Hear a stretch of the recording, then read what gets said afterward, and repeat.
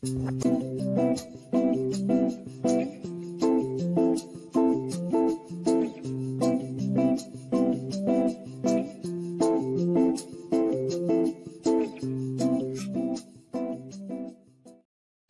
up, everybody, and welcome back to the Reality Kingdom,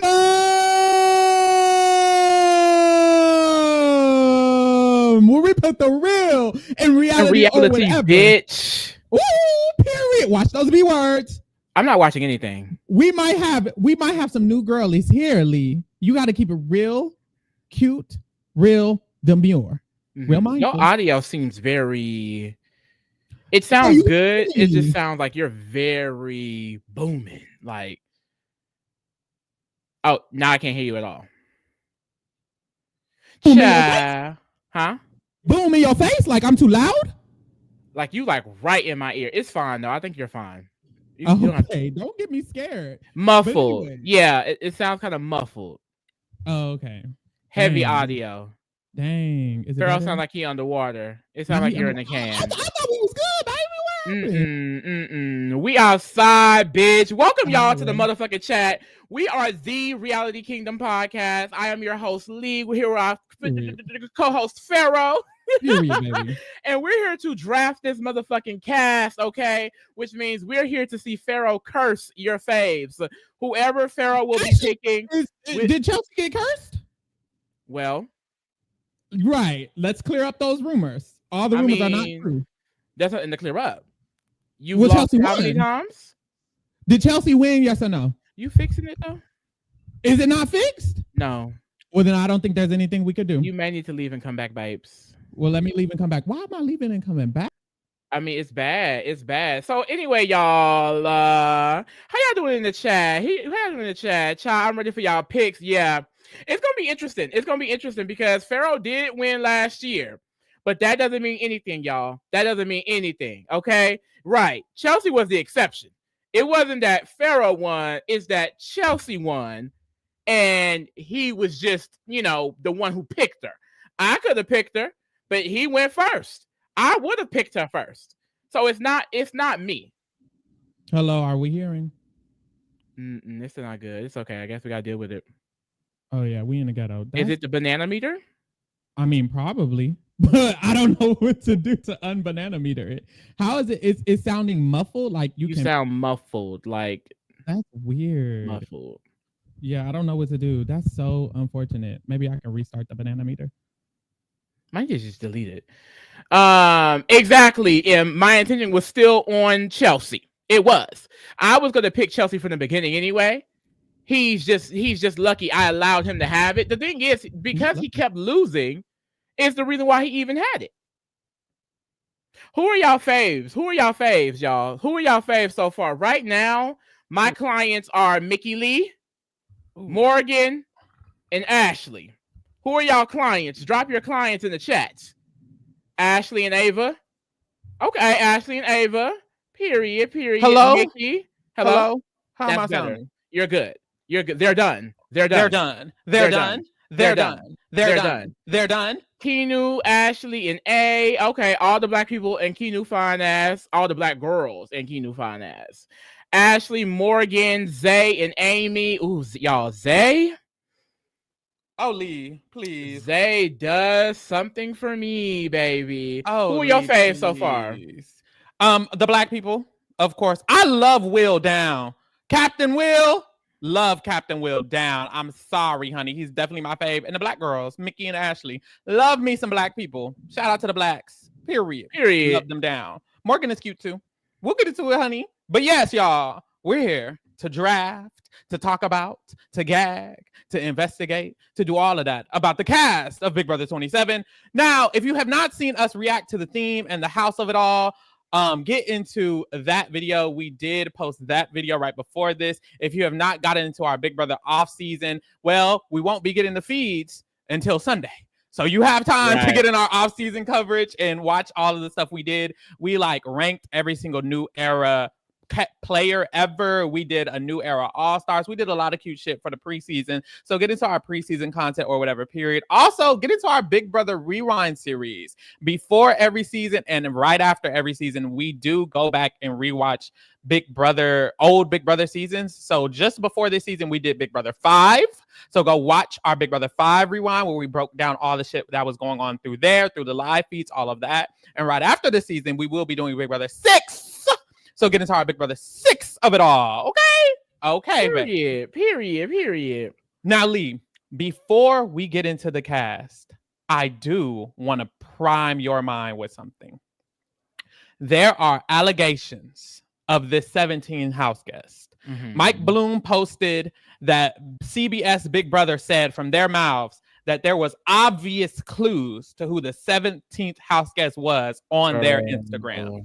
Let's pull it up, baby. I want to see the clues. I want to see it. I want to see what they're talking about because, So I feel like everyone in the streets are saying that it is Miss Riley. Miss Rachel Riley.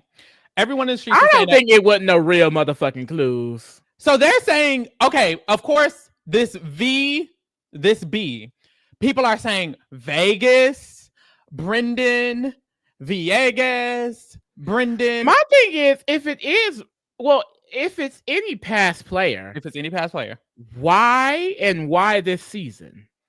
Random, isn't it? So random. Especially if it's someone pre-new era. But is it because this is my theory, or this is a theory that someone could say, this is the 25th anniversary. I've heard some of the house guests say it. I've heard Big Brother mention it on their social media. Is it because they want to put someone in the house we know for the 25th anniversary? Is that potentially why? Because why? Other than that, I honestly feel like it's not going to be a permanent house guest. I see that too. Whoever it is not going to be a permanent house guest. I still feel like this is how they're going to introduce the twist. Like the 17th house guest goes in, maybe it's Rachel Riley, and then bloop, she's murdered. I remember saying this at first, like whoever can solve the first murder of the season wins the first HOH. Like that's something like that. Like I don't think they're going to get someone who's going to be playing with these people the whole season. It doesn't make any sense that you're going to randomly bring a returnee for this season. Like even the 25 years thing, like they're not hyping the season on it being the 25-year thing.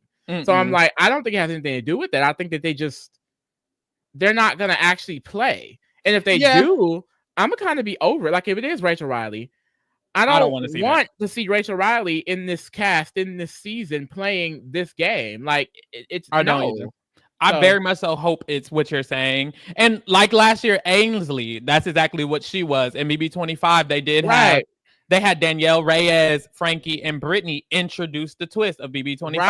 Right. So it could be that, but then it also could be the Suri of it all. They have brought back one social strategy player to play the game before. So maybe we're wrong about Rachel, but it's someone from Survivor. They brought Suri from Survivor. We don't need that twist again that quickly, child. We don't need that. I didn't need it to happen in the first place. Also, what we're seeing here, and this is kind of what you said with BB25, Suri wasn't a returnee for Big Brother, but she was someone that was heavily experienced when it comes to social strategy. And the way she was running circles around those people, it did leave a cast that was somewhat interesting to kind of just get ran around. You know what I mean? Like it was interesting to see what Suri did, but I feel like in the grand scheme of the season, she really made those characters so irrelevant pre-jury. And I wouldn't want a returnee or another figure coming in and kind of ruining the energy that we have. You know what I mean? So I don't need that. I think it was fine with Suri. Boom. That's it. And honestly, they shouldn't even did it there. They need to just stop doing that. They just need to never do that again. If you're going to get returnees, it should be a season based on being returning players, as in an all-stars, a second chances, etc. Because when they did it with Paul, it was stupid. I'd argue that I don't even like it when it's 4. Like, I didn't even love that they did it with 18. I'm like, why didn't you just do a second chances? When they did it in 14 and 13, it was like, it should have just been All-Stars 2. All-Stars 2 should have been season 13. And it should have been Rachel, Brendan, Dan Giesling, Keisha, Janelle. Like, they should have all been there during BB13. That was stupid then. It's never smart. It's never a good idea, personally. Honestly, no shade. Shout out to Theodore in the chat. OMG, we're so back, so seated. Thank you, mama. Making it rain. Shout out to DM Rocks. Oh my God. Hey, I'm happy for the new season. My friend is friends with Zay. Okay. Ooh, get some tea on that. Can you hold on? DM Rock. So that means you could, like, in a way, introduce us to Zay when he's out of the season. Lee, please. Please. Can you get Zay to get in the podcast? Can you get Zay please? Can you get us an interview, DM Rocks? Is that what you're saying? Because Zay is Lee, please. Also, it is DM Rock's birthday on Sunday. Happy birthday, DM Rock. Happy birthday. DM Rocks is a Cancer? It's giving. DM Rocks is a Cancer. Love that for you. My sister is a Cancer. It was my sister's birthday 2 days ago, last Sunday. Cancers today. Happy birthday, Lee's sister. And happy birthday, my sister. And happy birthday, DM Rock. Shout out to the Cancers. Shout out to the Cancers, bitch. Mm-hmm. So, in this picture, I cannot get any closer. I'm so sorry, everybody. This is a picture of the world map, right? Allegations say in the corner, and I can see it on my end. I know it's hard to see on your end. Allegations say, though, in the corner, there's coordinates that say 20, 31, and 24. Allegedly, those are the seasons that Rachel Riley played Amazing Race. Season 20, season 24, and season 31. That is extremely specific. It's Rachel Riley. That's extremely specific. So she's not gonna be a house guest. She is, especially if she was on the Traitors. It would make so much sense if she goes in and she's murdered. Yeah, you know what I mean? Like, you're so right. You're so right. I think so too. Why all of these clues? Just to get a hat. What would a hat be? Don't know what the hat is. The streets say the 9 and the heart. Their allegation was, the 9 in the heart. She got 9th place. She fell in love. Showmance. I don't get the hat. Like, it kind of makes sense, but also, is it a reach? Is it a reach? Because initially when I saw the hat, I was like, Vanessa Russo. But even that, it's like, probably not. Shout out to Chelsea in the chat. Look at Chelsea in the chat right here. Not in the chat. Sorry. In the comments of this Instagram post. I was like, I love Chelsea so bad. But yes, girl. I'm like, I thought it was Vanessa, but they're saying it's Rachel. But I'm like, what would the hat be for Rachel? Maybe the hat is just hiding the number. Girl, she's just finna be. I think she's just finna be someone cute and fun and fresh to also have to introduce the twist. I think that's what it is. I don't think it's anything more than that. I'm hoping that's what it is. I'm hoping that's what it is. Because also, I mean, we had the announcement of the returning AI arena, now renamed the BB Blockbuster.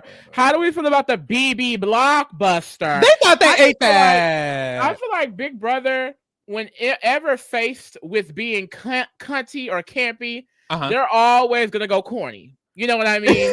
They're always gonna go corny. Like someone said, it could have just been Blockbuster. It could have just been Blockbuster. Like we have the HOH, the Veto, the Blockbuster. Why not just the arena? Arena sounds cool. The arena is so cunty. What's killing me though? Like that is so challenge coded. The arena. Ooh. It just feels mature. But what kills me is the only reason they called it the arena was because of the alliteration of it all. It's the AI arena. A and A is the BB Blockbuster. What are we, 12? Like they treat this show, and I know they were shading the Emmys or something. So they were a little that they ain't never got nominated for an Emmy. This is why you're not with this childish ass shit. Like what children's Emmy do you want to win, baby? BB Blockbuster, girl. They're just so corny. It's just so corny. I think we can pull up this cast. Let's see what's tea, honey. Oh, someone else making it rain. Shout out to Zay. Zay better eat on behalf of all the Zays. It's Zay. He got the reputation in his hand. No shade. As long as Zay is not problematic, baby. You standing? He on your stand ticket? I know that's right. Let's pull up the motherfucker. Like Black Widow Brigade say, Zay can bust my block. What? What? Exactly, mama. We have to move forward. Everybody, look at your screens. If you're not looking at the screen, that's fine as well. Go pull it up on Google. This is the cast of Big Brother 27. I can't believe we're here because I don't get excited for Big Brother season until the cast and the house start dropping. Yes, even when the house dropped, I was like, okay, we're here, but we're not there.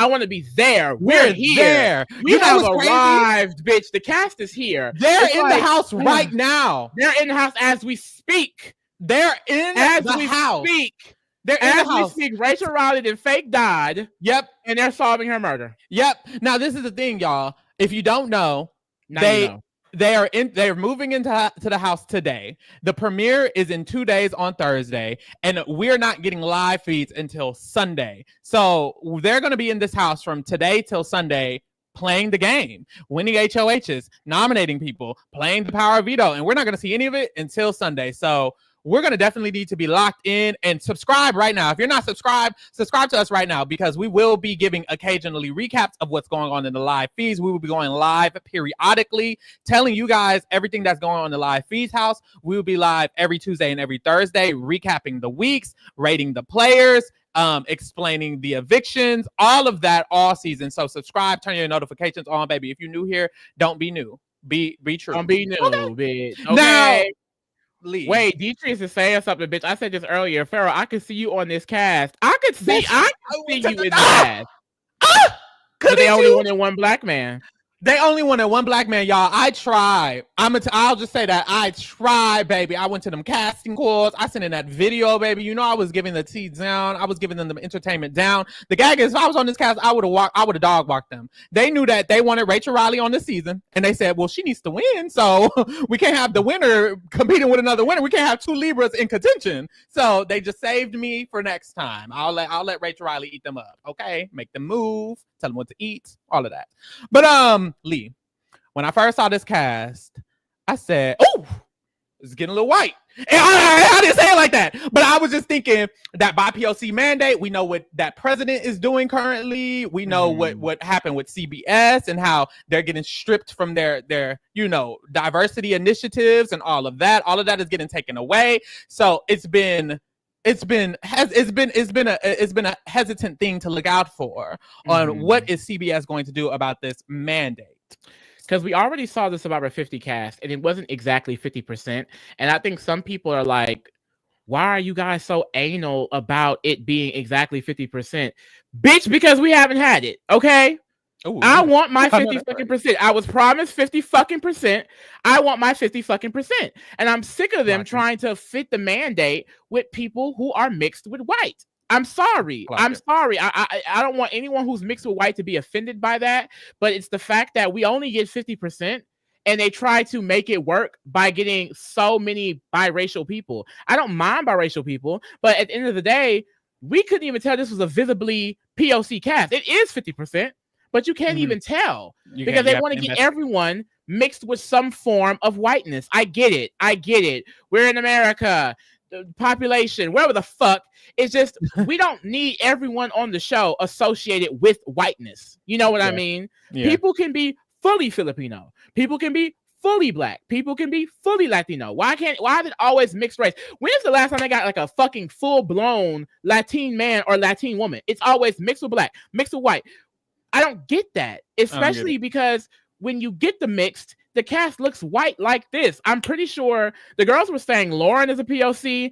I heard Amy may be a POC. Someone said Ava may be one. We don't know, though. I can't fucking tell. We don't know. And that's the problem. And the truth is 50% is already such a strict number, and for them to barely get there or get right up on the 50% line every time, it's just weird. I feel like it shouldn't even be 50%. It should just be by POC. In my opinion, you could get you can get 16 people of a different ethnic background. You could get a mixed person, a Filipino person, a East Asian person, a South Asian person, a Latino person, a native Latino person, an Afro Latino person. You could get a black person who's mixed with this. You can get a fully black person. You can get an African person. You could get one of each race if you would like, but instead they're being so particular about making sure there's exactly 8 white people and then mixed with white people there's 2, 3, 4 more people, to where it really only feels like a diverse cast for 5 people, because the point behind diversity should be for people to watch the show and see people who look like them on the show.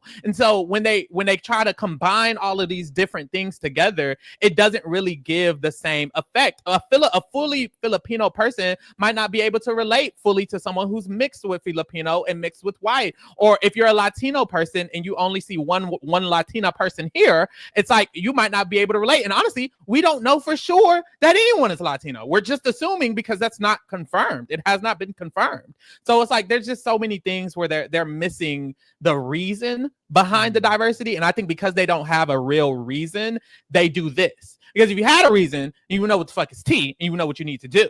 But they don't really have a reason. They're just doing it to shut us up, it feels like sometimes. And that's the issue. Like, I think Survivor does a way better job at doing the diversity initiative. Like Big Brother, that's why I don't think this is a specific to Trump era thing, because ever since BB23, they've been whitening up the place. Yeah. Everyone in BB24 was the same. You know what I mean? Like, it's like they get like the few chocolate drops, and then everyone else is biracial or white. And bright as hell. And so I think that's my main issue. Like, where's the dark skin representation? Okay, get mixed people. You want to get mixed. That's the thing. They say 50% is mixed people. 50% is 50%. You are 50%. Get with them. Why there are dark skinned biracials out there? You know what I mean? There are. Where the fuck are they? You know what I mean? It's like and then why is it just black and white to them? Like, they're always trying to appease one group but not the other, because with the Asian representation, they got one Asian in this whole cast from what we can assume, and he's mixed. And it's like there's South Asians, there's East Asians, there's Pacific Islanders, and they always get one of them, and then maybe they'll get 2 Latinos this time. Or last season it was 1 Latino, and then maybe they'll get 2 Asians this time. It's like, it's not just black and white either. Get a bunch of different people. But my issue has always been, and even with BB25, I remember BB25 had 4 black women. And I was like, love that down. I'm very excited for this. It doesn't have to be the same makeup every time. But one of those black Latino or Asian or something else, because other groups were underrepresented. And in this cast, from what we know, we don't know, but there's potentially 4 white women here. And honestly, 6 people who look like white women, but it's potentially 4 white women here. And it's like, one of them white women could have been an Asian woman. Why is that the only one? Like, it could have been so many different things. A Punjabi, a Latin, another Latin, something. It just doesn't have to be this group of conglomerates that's all the same thing. Even with the white men, it's 4 white men, 4 white men, 4 white women, and then everybody else is mixed with everything else. Please. Yeah. Come on. I think people just want us to be like complacent. I'm not gonna be complacent about it. You know what I mean? Like, first of all, the fact that we're okay with 50% is honestly bullshit in my opinion, because we're still overrepresenting a group of people who, I mean, it's proven at this point, don't always be eating up the game like that. Ooh. You know what I mean? Like, what is the prioritization of it really? I think the only slight positive is that what they do is they don't cast 8 white people who are like the same archetype. They really try to go out of their way to cast people from different backgrounds. And I did see someone say that, like, I'd rather diversity with different personalities than actual skin color, which I think that's a fair point. I just think both can be true at one time. Yeah. They spend so much time, you know, recruiting people when you can just cast people who are applying, who are actually diverse in these ways. You know what I mean? Like, they go out of their way to find people who are not monoracial. And I think that's the main thing. It's like there can be more monoracial diversity in the cast. Like, I see some people saying Ashley is half Asian. I did not know that. But even then, it's like, why does Ashley have to represent 2 different races? And boom, that's the diversity. And then Zach is half white, half Asian. It's like, why couldn't it just be a full monoracial representation of that? Because a lot of people are not going to be able to see themselves in Zach, even though they are Filipino as well. Yeah, and same with like Matt. When we just had Matt last season, it's like same thing. You know what I mean? Like, it's so rare when we get someone like Derek X who is just East Asian. You know what I mean? I feel like that's so rare. And we rarely ever get South Asians or Indians and things like that. When we finally got, I feel like an Indian, it was Hannah, who was also Black. Yeah. And it's like, there's nothing wrong with that. And I don't think there's nothing wrong with these people being on the cast. It's just, I wish that CBS wouldn't be following this same template of just getting people who can fit in multiple boxes so they can say, here y'all.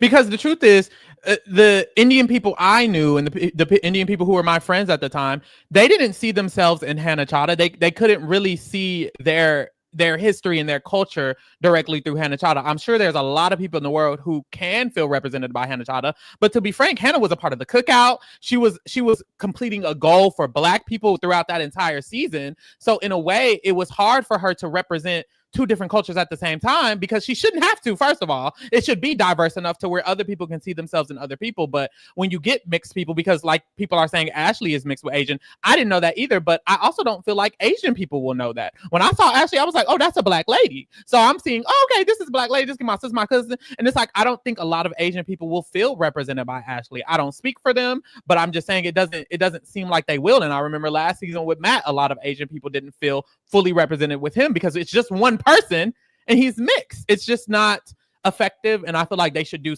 other things especially because, and we can get to the different personality types in the cast. Ava and Kelly, no shade, they fit in the same archetype, if you would like to say. And in a way, one of those people both of them didn't have to be white women who fit in this same kind of nerdy, quirky archetype. They damn near chose the same word to describe themselves. When they were in their interviews, they were describing themselves. And I don't think we need, and this happens a lot, where we get 4 white men, 4 white women, 2 of them are similar archetypes. So it's like, we didn't even not only did you do it, you didn't even have to do it because they're so similar. It's like, it's no point to get Ava and Kelly, and it's no shade to either of them, but it just doesn't feel necessary when you have thousands and thousands of applications. I was in that line for 4, 5, 6, 7 damn hours with so many different diverse people, and y'all chose Ava and Kelly? And y'all recruited Ava and Kelly? Come on now. I think that's what's so annoying too. It's like, it's so disrespectful to the fans of the show who keep this show running to have so many applicants apply and you're literally texting and calling people. Like, there was a screenshot of a casting director in Zach's comments saying that she cast shows and to DM her. Yeah. It's like, it's that blatantly obvious that y'all don't give a fuck about the people who are actually applying for the show. Like, I find it hard to believe that everyone applying for the show is just ugly, nerdy people that they don't want to see on TV screen. But what kills, hard to believe there are just a bunch of, I think the excuse is, well, it's not going to be interesting if you cast a bunch of super fans. It's not going to be fun if you do. Like, I highly doubt that they cannot find 16 people who applied to go in that house. But at the same time, we're doing BB Rewind. And even back then, bitches was getting recruited by their modeling agency. So it's always been happening. I just feel like as the seasons progressed, it seems like more times than none is it people who know nothing about the game. Like, no shade, I feel like it gives bitch, this is my culture and you're stepping into it. I don't know if I appreciate that or not. These guys interviews talking to Mike Bloom, you don't even know who the fuck Mike Bloom is. You don't even know who Gardner is. You don't even know live feeds. You haven't even, we're asking you what's your favorite moment, and you're talking about Chelsea and Mackenzie from last season. You're talking about your faves is Tucker from last season. If I ask you a question about the show and you can only tell me about last season, I feel like you shouldn't be cast. Yeah. Like, even if I choose, I'm not using it to judge any of these people. It doesn't matter. Like, I'm gonna like who I like, regardless of what they said preseason. It is just annoying though when they get these people who are just attractive, conventionally attractive, that know nothing and is getting the opportunity of a lifetime. Mm-hmm. And it's like, why do they get it? Because they're pretty. You know what I mean? Like, I mean, and it's not even that, which is apply a year, and it's like they're telling you, bitch, you're ugly as fuck, and we rather go with the goddamn social. But what kills me is it's not even, it can't be because they're attractive, because I was in that line. There were multiple attractive people. Like Zach, for example, Zach, there was an East Asian man in line right next to me. He was a very handsome guy. He was tall. He was attractive. He was muscular. He seemed personable. And I'm not saying just cast him, but the fact that there was someone who can fit in the same, I guess, archetype as Zach, who applied, who was not this, and that's another thing. everyone applying is not a super fan, baby. I was in that line. It was bitches who never seen the show. It was people who was told to apply. It was people who only have seen 2 seasons or 3 seasons ago. Everyone applying is not a super fan, which is why it makes even less sense for them to have to recruit, because a lot of people applying are also not fans. There were so many people in that line who I was talking to who were like, I don't watch this damn show. My friend told me to apply. I look good. I'm that girl. I'm like, boom, get on, queen. Did not get on. And it's like, why are you recruiting when there's people who apply who aren't even fans? It doesn't even make sense, because if the point is we don't want someone who's seen the show, there's people who apply who haven't seen the show, baby. Their friends are telling them to apply. Their friends are. We have a friend we tell to apply. She's not really a super fan. You know what I mean? It's like there's so many people who've applied before who aren't super fans. They don't have to do it. It kills me. I don't necessarily get it. And so many people when I was watching these videos of these people, so many of them are clearly not fans. And Most it's like of them are not. And it's like why? And I don't mind them not being fans. It's just the fact that they're getting recruited. There's text, there's comments under Zach's post of him getting recruited. Ashley, there was this mistake. People thought Ashley was another woman who, I think her name was Marin or something like that. She is a biracial, light-skinned black lawyer who looks extremely similar to Ashley. And she went online and she said, my biracial black lawyer self, just like Ashley, I got reached out to by Big Brother Production to apply for the show. She got recruited. She didn't want to do it. And now we see that they reached out to Ashley and recruited Ashley. And it's like, potentially. And it's like, why are you seeking out recruitment of these people who have the same career, who look very similar? It's almost like it's almost like they have a criteria of who they want and they go find them on the internet rather than just take from the people who applied. Because why would you reach out to someone like Marin and just so happen someone like Ashley is also on the show? It's like, are you looking for people who look like Ashley and fit in this category instead of just casting? Isn't that weird? Why not just cast? Why does it seem like they're searching for people in these categories? I don't understand it. I don't understand it. But I think people just want to. I think at the end of the day, because we are so critical, because we love this show at the end of the day, and we want it to be just, I guess, a fair experience for everyone watching. Like, I feel like for so long, like, I have felt underrepresented by this show that I love so much, and for once after BB23, I felt represented, and I so strongly want to keep that going, because what we've seen in this world, that if you don't stand behind something like diversity, people will push it out of the way and act like it doesn't matter. And I don't want them to act like this doesn't matter. I want them to realize that people are upset about it. So going forward, you need to get it to fucking get her. You know what I mean? Like, even if the 50% rule is done, they'll never go back to their regular casting, because they realize it's not going to fly with a lot of people. There's no way we're going to watch a fucking cast for the white people, bitch. That will be the day I stop this goddamn podcast. And it's not entertaining either. It's also not entertaining.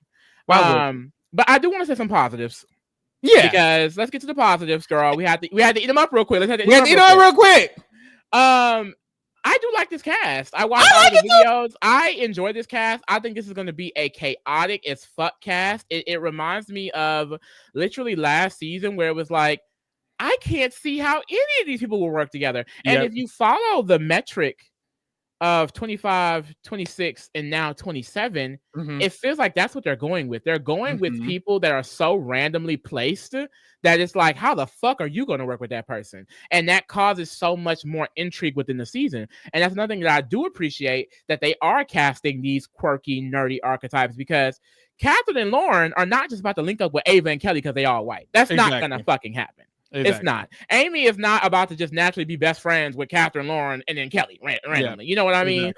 So it's like, you know, Jimmy, Riley, and Vince are not about to be this 3-person all white alliance. It's just not going to happen. So I appreciate that they're casting people who are so diverse in other ways that it can still give us a season that isn't so, you know, against one person. You know what I mean? Exactly. And of course, we can still get that, as we saw with Taylor Hill. But even in that season, she came out as the winner because I feel like the diversity within that season.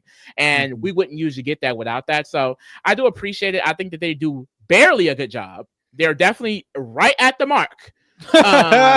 You know, barely even there. But I do think even with that inch, bitch, you see what didn't happen, bitch. We didn't took a mile, you know? You know, so I'm not worried. I'm optimistic. I think this is going to be a fun season. Like I said, my clients right now are Mickey.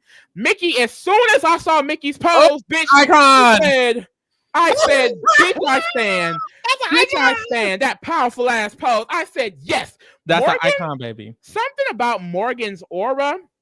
Yeah. Hunty. Yep. That's very confident. Right there. You feel it off Morgan, of her. I enjoy Morgan, bitch. And then my sister Ashley. Yes, Ashley is a track star, bitch. She's a pageant queen. She's a lawyer. She's everything, baby. She's everything. She's everything. And everything, I'm so excited. I'm hoping that they keep these comps equitable too, because it's a lot of people still saying, I'm gonna go in. I'm gonna win everything. Mm-hmm. Okay, mama. Good luck, babies. Let's see you try, because everyone would have said, for example, Cam. Cam was athletic. He worked out. He was fun. He was tall. He was sexy. He was dark and handsome. Young and fine and dark and handsome. The boy from the south. The sun came walking in. I can't keep my panties from dropping. He's so fly. But Cam, for example, I think Cam matches the Zach or Zay archetype. And Cam couldn't win shit to save his life. Not one thing, girl. You know, Tucker was way more lean, and he was the comp beast. You know what I mean? Even in BB24, where they tried to make some of the comps equitable, you know, Michael was the comp beast. Yeah, exactly. So I think they're about to get into a rude awakening. Also, equitable comps favor women. They do, as you can see in older seasons of Big Brother, where women were winning multiple HOHs. Janelle could literally set the record. And what we saw last season, they went full on equitable, and women were winning left and right. Angela, Leah, Mackenzie, Chelsea, Tikor had an HOH, bitch. I mean, Lisa won a veto, bitch. I mean, the girls were winning. Did every girl win something? I think every girl won something except Brooklyn. Yeah, damn near. Literally. It ain't even damn near. I think it's true. Wait, Rubina? Rubina won something. She won a Blockbuster. She won something. Yeah. Every woman. Every single woman. Every but honestly, I agree. This is a great cast. Especially when you get into the video, even like looking at them, it's like it doesn't look like, I don't know what the fuck it can go down. But when you get into their videos, they're so dynamic, very polarizing. I love the casting job. And this is the thing, no shade to the casting team, because the casting team is the same casting team that cast Big Brother Canada, who is able to achieve a lot more diversity a lot of the times, a lot more intrigue a lot of the times. It's not the casting team's fault. They have to go through checks and balances between production and who this, and at the end of the day, Allison Gardner gets a lot.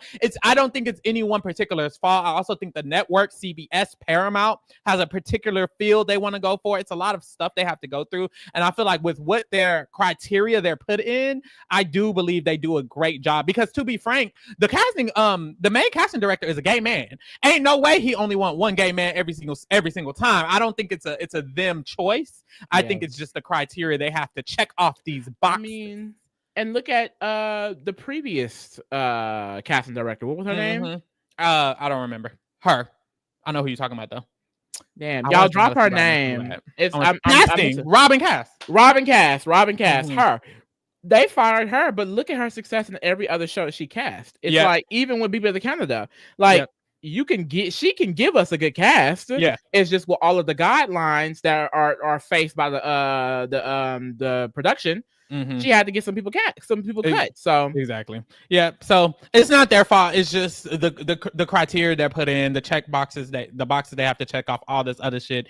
Because it don't make sense when you really think about it. But they clearly have a goal and they have to achieve their goal, and they just want to get paid. Baby, it's their job. Yeah. So I think they think because it's so little people that they don't have to do it. But like, you can, like, even is Will the oldest house guest? Will's the oldest house guest. He's 50 years old. He's the only one. I don't think anyone's even in their 40s. It go 20s, 30s, and then boom, he's 50. So I will say this has the most for in a while. I believe this has the most people who are above 30 years old. It has 6 people above 30 years old.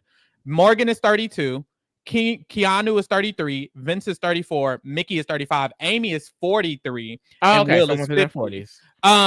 But still, the cap being 50 when we have Felicia, who was 60 something, like, we can definitely skew that way more. But this still has a lot of older above 30, not older. They're not old at all. But this has a lot of above 30 and a lot of below 24, which is rare. It's kind of weird. The average age of the cast though is 30.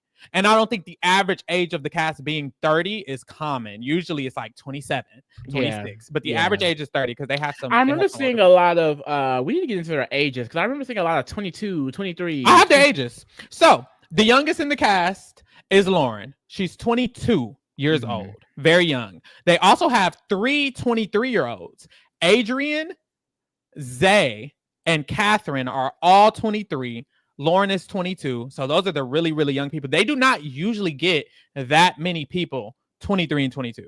They do not usually do that. Usually they skew around 26, 27, 28. So this is kind of rare. Ava is also 24. So she's also very, very young as well. We already talked about the people over 30. And then in the middle, they have 5 people who are like 27, 29, 25 because Jimmy and Ashley are 25.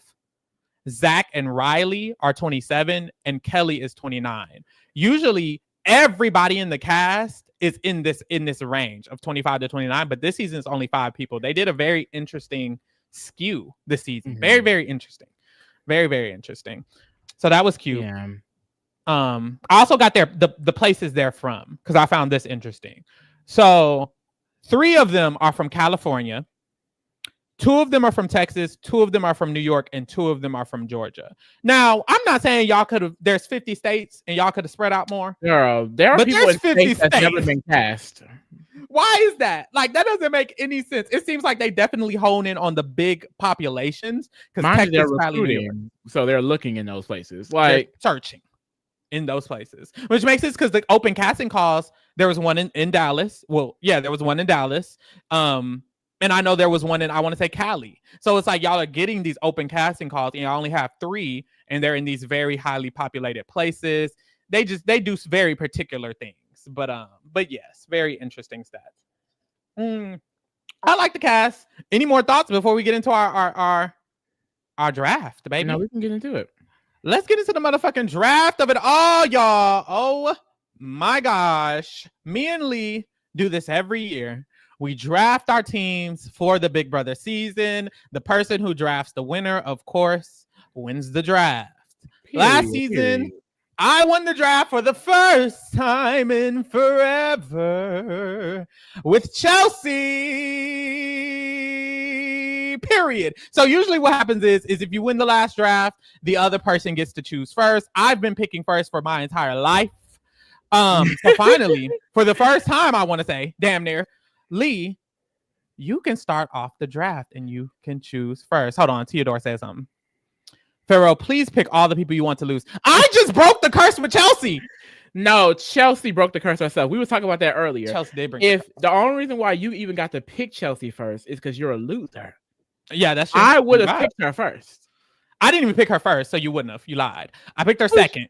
I chose Cam first. You chose Matt. Oh, I don't want to remember that. No, you brought it up. Let's talk about it. Last season, the first person Lee chose was Matt. I was in a trance, clearly. I don't know what kind of trance. You finna be in the same trance with Isaiah, girl. Go ahead, choose. Who is Isaiah? Who? The man you want? Zay. Y'all tell me. Tell me Zay. Tell me if Zay is, where is he at?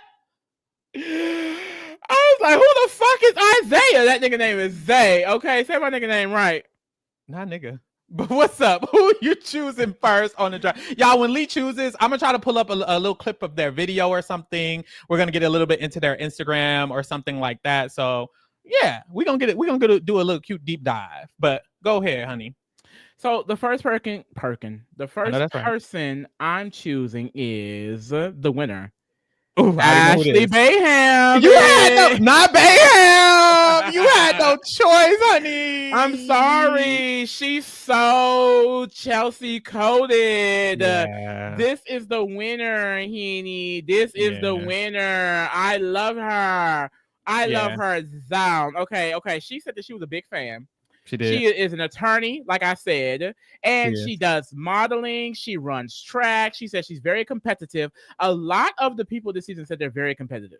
And she also mentioned how she's a really strategic person. A lot of people mentioned that as well. And a lot of people mentioned being social, which she did as well.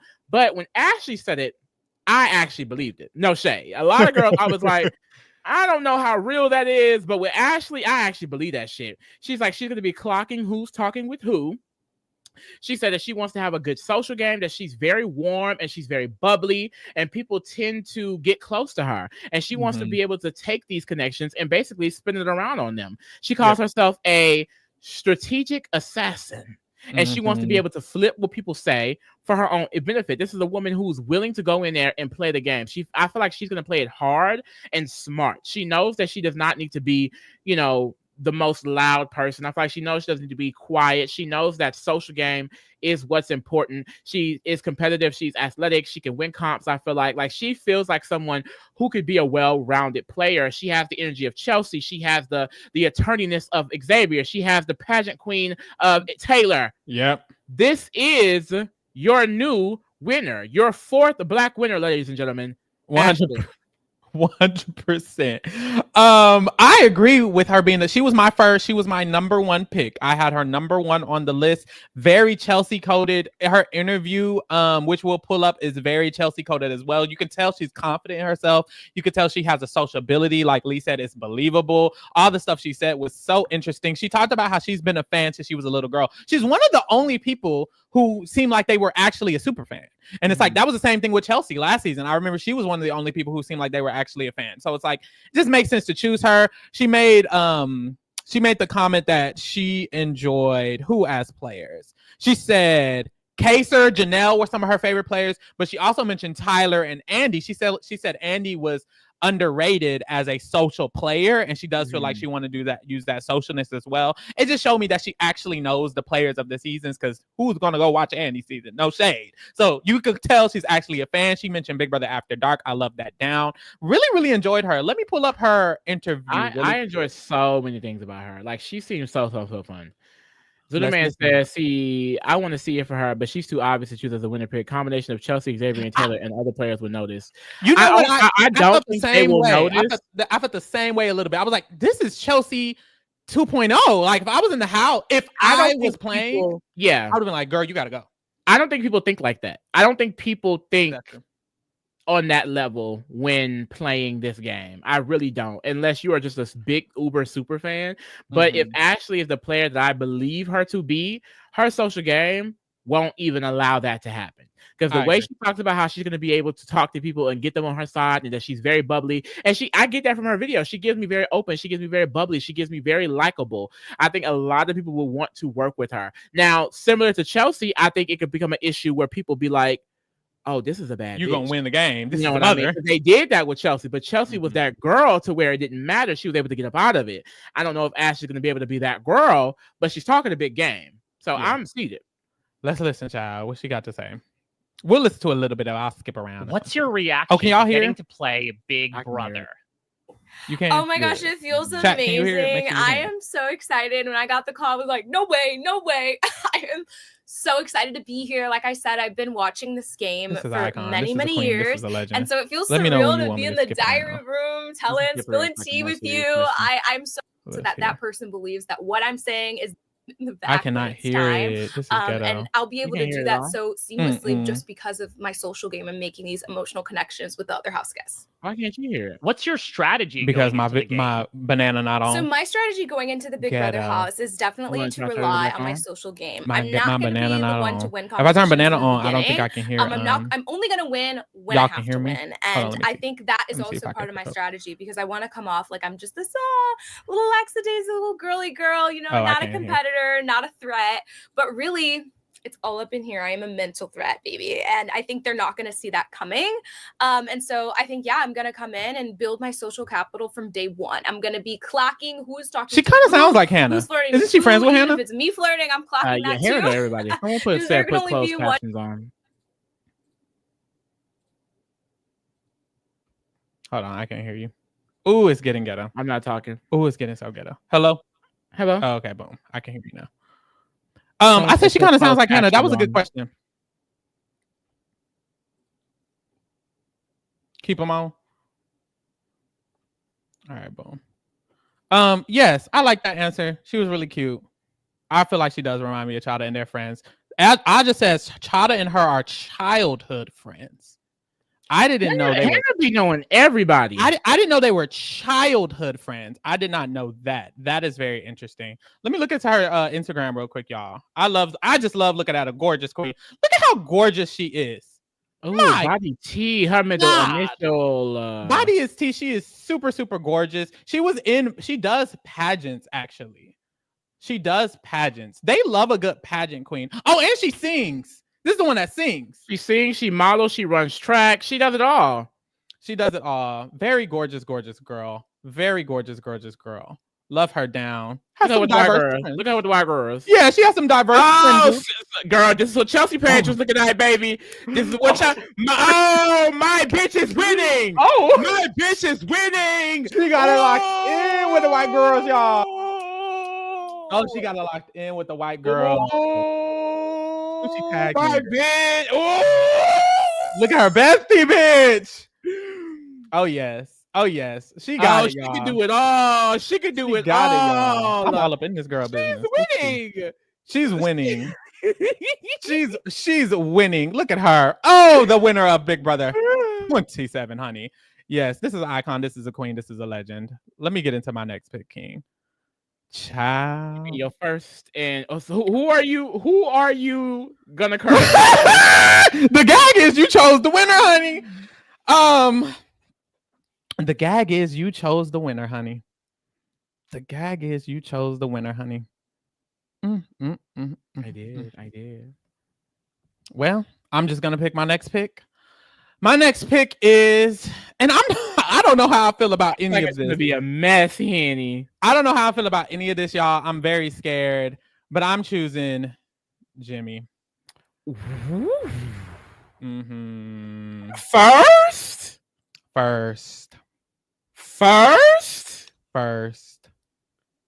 Interesting. Well, Ashley was first. He was fourth on my list. Oh, okay. Ashley on yours. She was first. Ashley was first.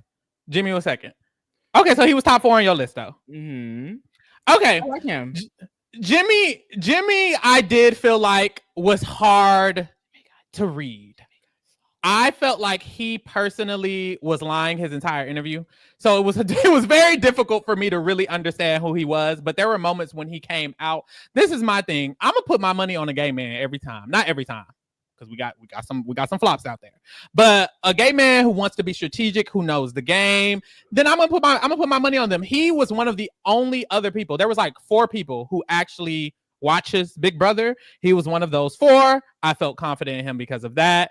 He did talk about how he's strategic, but everything he said was so fraudulent. So I was trying to read between the lines, but I like that he seems self-aware. He says that he is a bitch. He can be a bitch. He's here to play the game. He'll read a bitch down, bitch. He'll read a bitch down, bitch. He also talked about how he understands the concept of getting in the big alliance, but also making sub-alliances within that. I want to have a final 3 within that big alliance. I want to have a final 2 within that final 3. So that way I have a sub-alliance and I can move forward. It's just he's clearly can understand the intricacies of the Big Brother strategy. And I felt like that was a positive as well. But honestly, he was a hard one to read. But y'all, this cast, it wasn't a lot of heavy. Hard to read in general. It really is. It was hard to read. But yeah, that's how I felt. How you feel about him? Yeah, he was saying that he. Yeah, I liked him a lot. I think, I will say he was top 4 mainly because a lot of people I felt like wouldn't be able to give much. And similar to you, like gay people, they have to. I think gay people are usually really good at this game because we usually have to be a lot more social in real life because of all of the negative things that comes your way with being gay. You know what I mean? So like I'm used to believing that a gay man can go in there and eat it up. He seems really sociable. I wouldn't say that I feel like he was lying. I kind of more so felt like he was just turning it on for the camera. I can't wait to see Jimmy. Yeah. A lot of these people, I can't wait to see when they're not turning it on for the camera. Like, you're no longer being casted. I wish someone would tell them that they're on so they can stop with the exactly. You know what I mean? No, just talk. Just talk. You know what I mean? But that's what they want. They want people that they can produce. That's why they recruit people, because they want easy-minded people that they can produce so easily. However, I'm excited to see him in the game. One of his big weaknesses he mentioned is that he is really, really trusting. And sometimes he may not think he needs to win because he trusts people. And it's like that may be the competition he needs to win. And a few people mentioned that they're way too trusting and things like that. And he was one of them. And I can see that being an issue. However, in general, when it comes to Big Brother, unless you're playing with a Chelsea or like a Derek or a Dan, really, people don't lie that blatantly. So I don't know if that's going to be too much of an issue for him. Now, what could be an issue is that him saying he leans more villain tease. You know, he can give villain down. So I'm wondering how that's going to give. Yeah, he is a triplet. I see them in the chat talking about how he's a triplet. He is a triplet, which is interesting. But I do think we'll see what he gives. Let me show y'all what it was giving in the damn. Quick thing. What's up? When that is down, are you able to play the video and listen to it?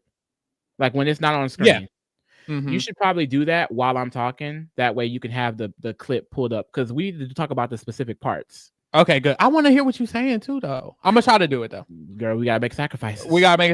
But let's see what he's saying right here. Fast forward 10 years, the 25th anniversary of the show. Skipping this. Whether it's a competition where you're behind and have to catch up with smarts. I bring my life experiences and I bring this unabashed confidence and understanding of who I am and what I want to put out into the world and what I want to receive from it. Why will you be the player to watch this season? Ooh. Listen, I'm going to be the one to watch this summer because I'm going to give y'all strategy. I'm going to give y'all gameplay. I'm going to give y'all personality if you couldn't tell. I'm going to give you, and maybe in a way that leads to me not winning a competition that I might need to win. The house. What are your biggest weaknesses?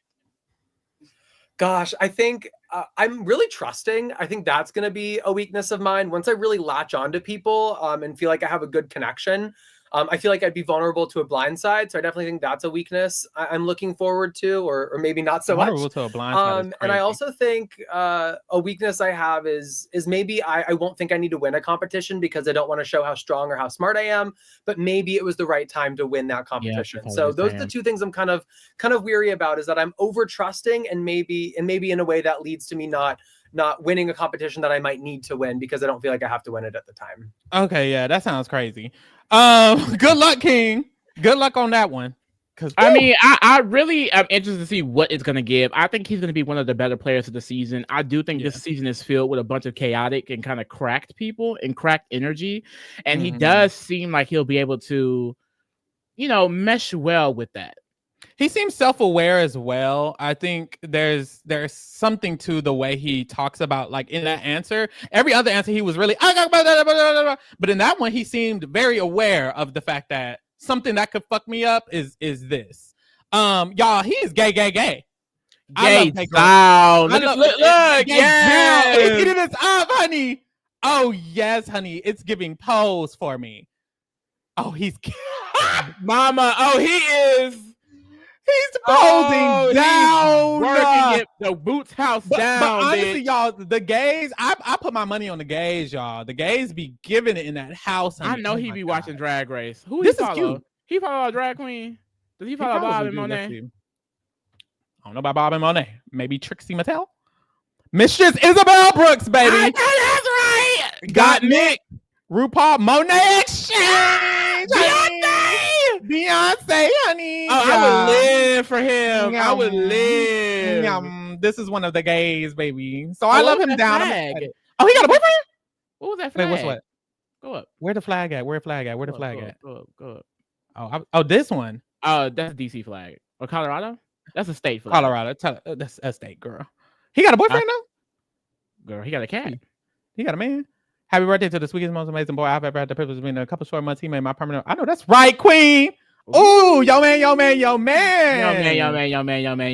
no chemo, no falling in love with Tucker, no falling in love with Zay, and giving him all Zach and giving him all your tea. None of that. Thank God, honey. Okay, there you go. I know that's right, baby. Thank you, mama. Props to your mama. Lee, you ready for my next pick? Who you got next? Girl. Go, Mickey, you're so fine, you blow my mind. Not Mickey! Hey, Mickey. Hey, go, Mickey, you're so fine. and you're mine. I'll be yours till the end of time. Girl, you make me. Bitch, this is my mother. We share a name.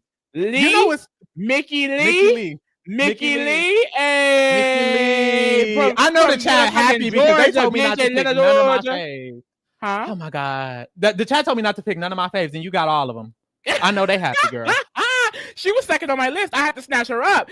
I love me some Mickey. Love me some Mickey. First of all, I love her entire aura. Her whole thing about bringing charm and bringing flair. She says she wants to dominate with femininity. She wants to wear pink and kick ass, but she's going to be a bad bitch. This is going to be a bad bitch. And she kept mentioning being intentional with her moves. She says she wants to be a neutral party, let people underestimate her, make friends, and then strike when necessary. Like, I think she was saying some of the good things is Ashley, where it came off very much, I know the most important thing in this game is social ability. I'm going to make sure my relationships are on point to use them in the future. And I believe it when she says it. She seems like someone that people can relate to. She seems like someone that people will actually enjoy to be around. Like, she seems like someone who's going to be funny, who's going to be, you know, gagging with the girls. She seems like someone who can hang with the men, because she said that she has to work in an all male dominated field. So I just feel like she gives me an energy of someone that's going to be able to relate to anybody.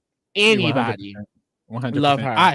I loved Mickey down. She was like one of my faves. She was definitely like one of my faves when I was reading, when I was watching, honestly, because she talked about how she one was dominating a male field, but she also talked about how she's divine feminine.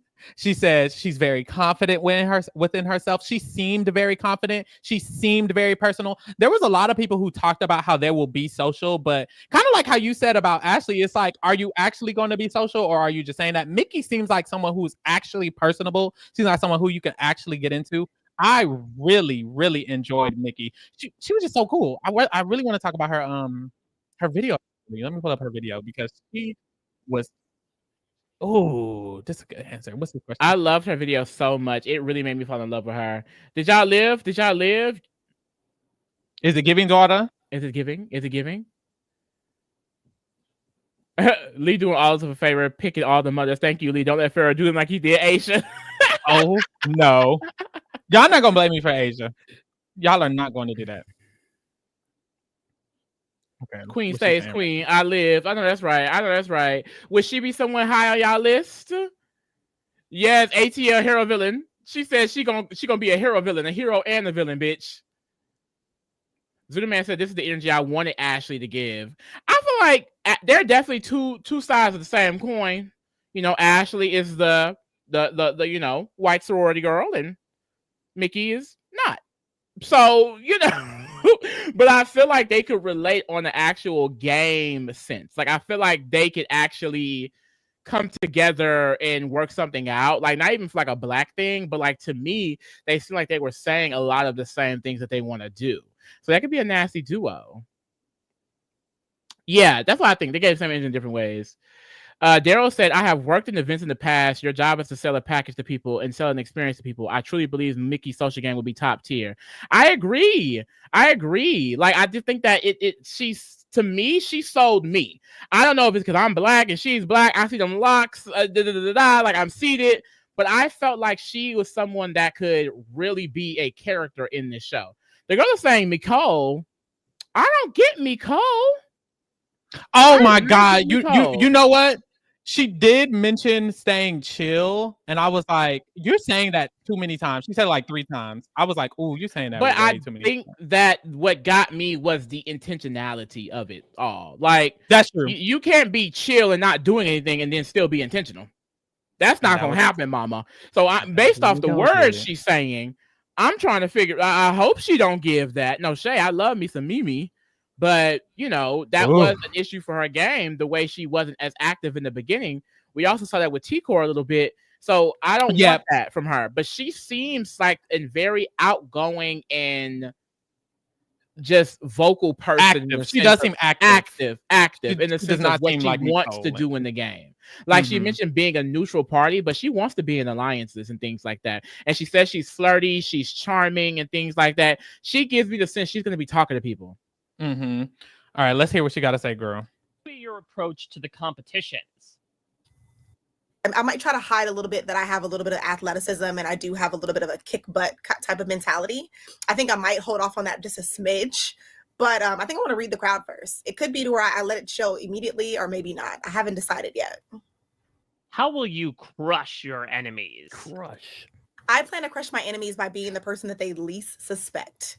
I plan to crush my enemies by being their ally, being the person that they think will not do any harm, have anything up on them, by being just a neutral party. So I think I'm going to use my softness, my femininity, and just my charm to make myself seem as though I won't do anything wrong that will harm any others. Divine feminine. She kept mentioning her charm. Because she knows she's puss, bitch. Again, very much my soft voice and my dainty body and my she knows she's baby girl. She stayed mentioning charm. I love that for her down. Oh my God, this is my queen. This is my icon. I love this pick. She was number 6 though for me. She was number 6. She was high, not the highest. Let me show you her Instagram. This is. She's a diva. This is an icon. ATL. Oh my God, a diva. A diva. Right. Oh my God, divine feminine. What was the word? Divine feminine. She's feminine. So gorgeous. She's not a horse. I know that's right. A country girl. Look at that horse. Look at that horse. Look at that horse. I love her down. She's very divine, very feminine. Who she follow? Somebody iconic. Beyonce. Oh girl, very business. These are my business partners, baby. I don't work. I own businesses. She owns business. She does own businesses though, because she has in her bio these two business. These are 2 businesses. I don't know if she owns them, but she has this link tree and stuff. Very active woman. Oh, come on, black. Oh, come on, girl, black girl with the black girl hair. Come on, black excellence, baby. Now she better get in with these. We know who she working with. We know who she working with, honey. I know that's right. Let's hope they on code. Let's hope they on code. All of them. All of them. Oh, I love her down. I'm very excited for her. I feel like her and Will gonna have a good kiki. They are. Mickey, I'm ready for the Mickey and Will alliance, bitch. I'm ready for the Mickey and Will alliance. That's gonna be a key. You ready to lose? This is not going good. Well, I just gotta stick by it. Next on my list is Vince. He was also next on mine. I took your person. Mm-hmm. Good. So this was your top 4. Your top 4 is on the screen right now? Yep. 1, 2, 3, 4 in that order. Yep, it went Ashley, Mickey, Vince, then Jimmy. LOL. Okay, so we had some taste. We had some taste. Vince, honestly, Jimmy, and Ashley were the only super fans. That's all you need to know. They were the only super fans. Vince, Jimmy, and Ashley. They were the only ones who knew what the fuck they were talking about. They were the only ones who knew what Big Brother was. They were the only ones who knew what the game was for the most part, from what I saw. Oh, I think my next pick is too. They just didn't seem like it. Okay. So interesting. I'm interested. So yes, I really enjoyed Vince. I felt like I'm gonna talk about the downside at first. It could give Joseph from last season. No shade. That's the immediate downside by the looks, by the da-da-da, whoop-de-whoop. The difference is he seems way more self-aware. He seems like he understands who he is in this world, and he understands that he's going to have to play off of who he is in this world. So I really enjoyed that. He kept mentioning that he has self-awareness, so I hope that he actually does, because if not, that's not going to be good for him. I really enjoyed that he was a super fan. He talked about how his strategy, what did he say? Oh, to play week by week. And I feel like that's something that messes up super fans, is they get so excited and they're ready to do everything at one time. And he seemed like he was really able to train himself to focus on one thing at a time rather than everything at once. And I think that will really, really help him. How did you feel about him though? What was it giving? I had good thoughts about him as well. That's why he was really high on my list. I think he did seem like an actual fan to me. I liked a lot of the things he was saying, specifically about viewing each week as a mini game. Like not even just taking it week by week, but more so really focusing in on what he needs to do this week to get to the next week. And I really appreciated that. I like that he also kept saying like adapt and wing it. You know what I mean? Because like now winging it, I hope he doesn't mean that at all times. You know what I mean? Hopefully he means in certain positions and areas and things like that. But I have no issue with him wanting to wing it. You know, the girls are mentioning in the chat, he's jobless, he's unemployed. He is jobless. I'm living for that. He needs that money, honey. Okay. He better come in here and work for the money. For the checks and the dollars. Okay. And he mentioned having strength in communication. He has empathy. He has self-awareness. A lot of the people were saying things that you want to hear. But I actually kind of believed it with Vince, like, which is why he was higher up on my scale. He also mentioned being good at reading people, and just I think he also mentioned how he's a well-rounded. A lot of people mentioned being good socially, strategic, and physically, and he also mentioned that as well. And I kind of see it for him. He seems like a really chill dude. I feel like I could see people getting along with him. I don't really see anyone in this cast getting along. I really have to see them inside of the villa. But in this case, I can get a sense that in any cast, he seems like someone that people won't be threatened by and maybe want to work with. So I think that's a really good thing. I agree. Drama Simmer says, I really hope the cast are gamers and not passive players. I get a lot of gamers. When I watched the interviews on Mike Bloom's parade interview, I got a lot of sense that these people are willing to play, even if they weren't people from like people who were actual super fans. It seemed like people were willing to play. Like when they recruit people, they tell them to watch a specific season. They tell them to get into certain things. So it's like, I can see how a lot of people watch something like BB26 and their idea of Big Brother is to play as hard as those people did. We kind of saw the same phenomenon with BB16, where it seemed like after BB16, everyone wanted to play like BB16. Everyone wanted the big alliance. You know what I mean? We kind of saw a similar thing after BB23, where everyone wanted the cookout type of alliance. Now I feel like we're going to get like people who are willing to go out there and be as chaotic and play the game as much as possible, because they saw that's how even Chelsea won. You know what I mean? Chelsea had moments where she was all out there having to get dirty, having to win an AI arena, getting nominated, like the alliance falling. Like there are so many things that happen in BB26 to where if you never watched the show and you watch that season, baby, you're going to be very interesting. I do agree. Ooh, I do agree. Let's hear what he got to say, child. What are your biggest strengths? I would say my strengths are having empathy, which is important in the Big Brother house. My communication skills. I think my self-awareness. I like to think I'm self-aware, which is a surprising amount of people. Something that a surprising amount of people don't have as much as they should, I'll say. And again, also in the Big Brother house, self-awareness is huge because you don't want to be too obviously obnoxious or rubbing people the wrong way, especially early on.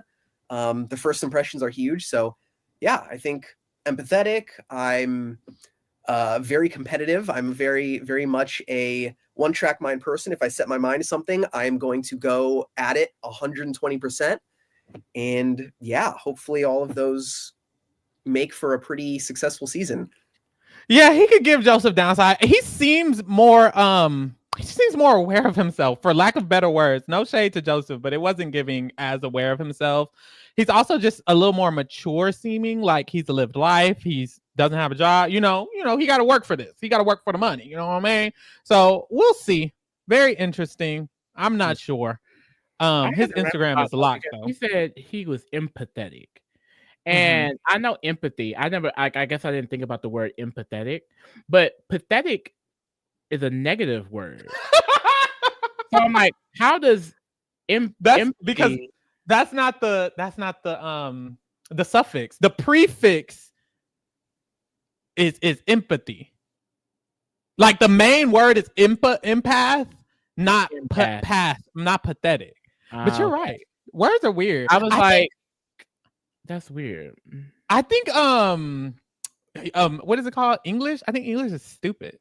Because I think you're making sense. Like I don't think that makes sense. But yeah, impact. Oh my god, they're dragging me. Am I dumb? That was a crazy sentence. But you got it. I know what empathy means. It's just when he said empathetic, I was like, you heard that pathetic. Real. You looked at him and you heard pathetic. So I'm like, is empathy kind of like, I don't know, because when you feel empathy for somebody, you feel kind of like, in a way, not sorry for them, but you kind of relate to the negative experience that they're having in a way. It could be positive. You got positive empathy. Yeah, it can be positive. Yeah. You just want him to be pathetic. Is that what it is? Well, no, it's because I was just wondering like if there's a deeper meaning to the whole world empathy, you know. Anyway, I'm not dumb. I get it. Words are weird. You're spilling. Don't do him. Who you got next? You finna pick another one. He finna pick another. Oh, he finna pick another. Who you got? And this is my pick. I was saying this person I feel like is actually a super fan based on some of the stuff he was saying, but I don't know how it's gonna give. I'm picking. Is it Keanu or Keanu? Keanu. Oh, thank God you didn't pick the queen.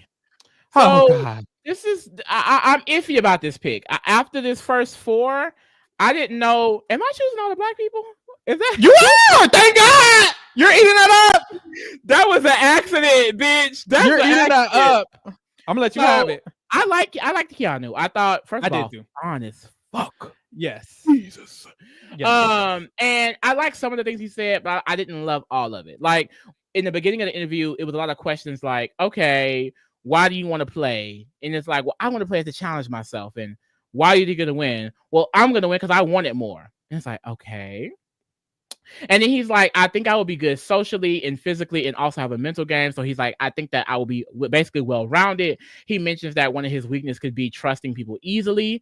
And I didn't love that. But then when he started getting into the game and he mentioned someone like Enzo as a good social player, he mentioned how he wants to embody Enzo, but feel as though unlike Enzo, he has the full package where he can win competitions and he could be as mentally strong as he needs to be. He's like, he doesn't want to showmance, which is intriguing because I would think that he would be one of the people, you know, viable for one, which is also an interesting thing. Like I said, ever since the diversity rule, it's been a lot more least showmances than usual.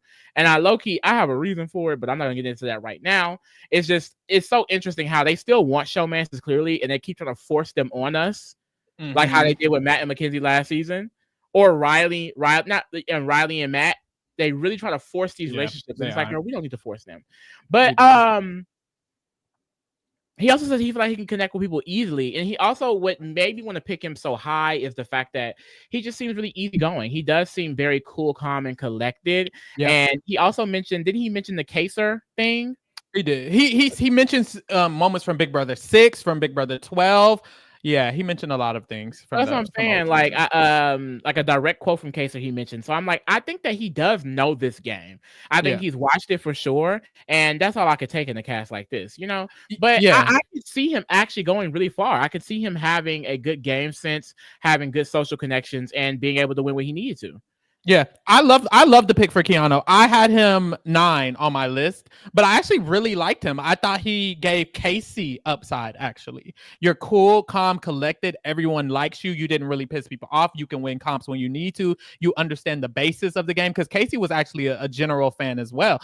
She called herself a super fan, and she knew a lot about Big Brother. Very much so Enzo. Like, I think he's personable. I think he's very likable, and I think he has a good head on his shoulder, and he's very, very mellow. So I think he could do really, really well. And he is fine as fuck.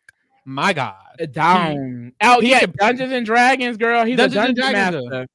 He's a dungeon master. He does Dungeons and Dragons. He has a lot of different points of his personality that I think he can relate to people with. Like, he can relate to the nerds. He can relate to the what you thinking about? The tweet. Don't do this. Girl, he played Dungeons and Dragons. Mm-hmm. I'm trying to play with that Dungeon Dragon. You're so stupid. Oh my God. Let me pull him up. I like him though. I love this pick. I think you're eating this up. What he said, girl? Why will you win Big Brother? I'm gonna be the one to win because so big. I can tell you right now, I want it more than everybody else. I know everybody's when gonna him say and Mickey that. Get the lock-in alliance. Man, I feel like I have a complete game. I have the social, the physical aspect of it, the mental aspect of it. I feel like I just have what it takes to win. What are your biggest strengths? You can fist me, huh? My strengths are my social, my ability to connect with people. Look at that arm. My social game. And I'm, like I said, I'm no slouch on the physical side of things either. And I bet. Underestimating, or by looking at me and seeing that he's probably a physical comp beast, they will underestimate my mental game as well. Ooh. So I feel like that is a Dwayne the Rock Johnson thing. I don't know him. What are your biggest weaknesses? I'm gonna just watch this whole interview. Poof. Yeah, I trust people. way too easily. Ooh, and this is where we lost. I like to think that I have a good read on people, but if I don't, that's definitely something that they could. Okay, Mackenzie girl. It's giving Mackenzie. It could give Cody. It could give Enzo. It could give Enzo in the sense that Cody's going to take me to final two, and I'm gonna have a chance. It could give that the way he's talking about trusting people. I don't love that, but love the pick. I think he really has Casey upside potential. Now let's get into this damn. Oh my God. He is so. I need to go to his Dungeons and Dragons Dragon Masterclass. Right, so that way you guys aren't jacking up your wrists. Jack me up. He could just do anything. Honestly, this is what I'm gonna do. I'm gonna hit him up and say I want help with losing weight. Oh, you gonna hit him up? What's your plan? You got a plan?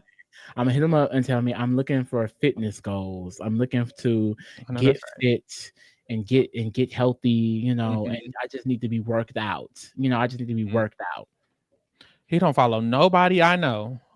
Lincoln Park. Also, him being Dungeons and Dragons, like that shows that he's multifaceted. Yeah, so I feel like he'll be able to connect with a lot more people because people who play that are different type of people than people who go to the gym. Not go to the gym. That's fucked up. But like, seems like someone that will be like this meathead that's in the gym all the time. But he also plays Dungeons and Dragons. Yeah. So it's like he has that nerdy side that he can use to like connect with other people. Very much so. Yeah, I like him. Love the pick. I think he's gonna do really, really good. Listen, I'm making the cookout. You are making the cookout for real. My next pick, who was fourth on my list, actually. Oh, where was Keanu on your list? 9. Okay. So I had hope of him over everybody else who was a flop, but I just wasn't confident. But I love the pick. I think he's a great pick, actually. My next pick is Morgan.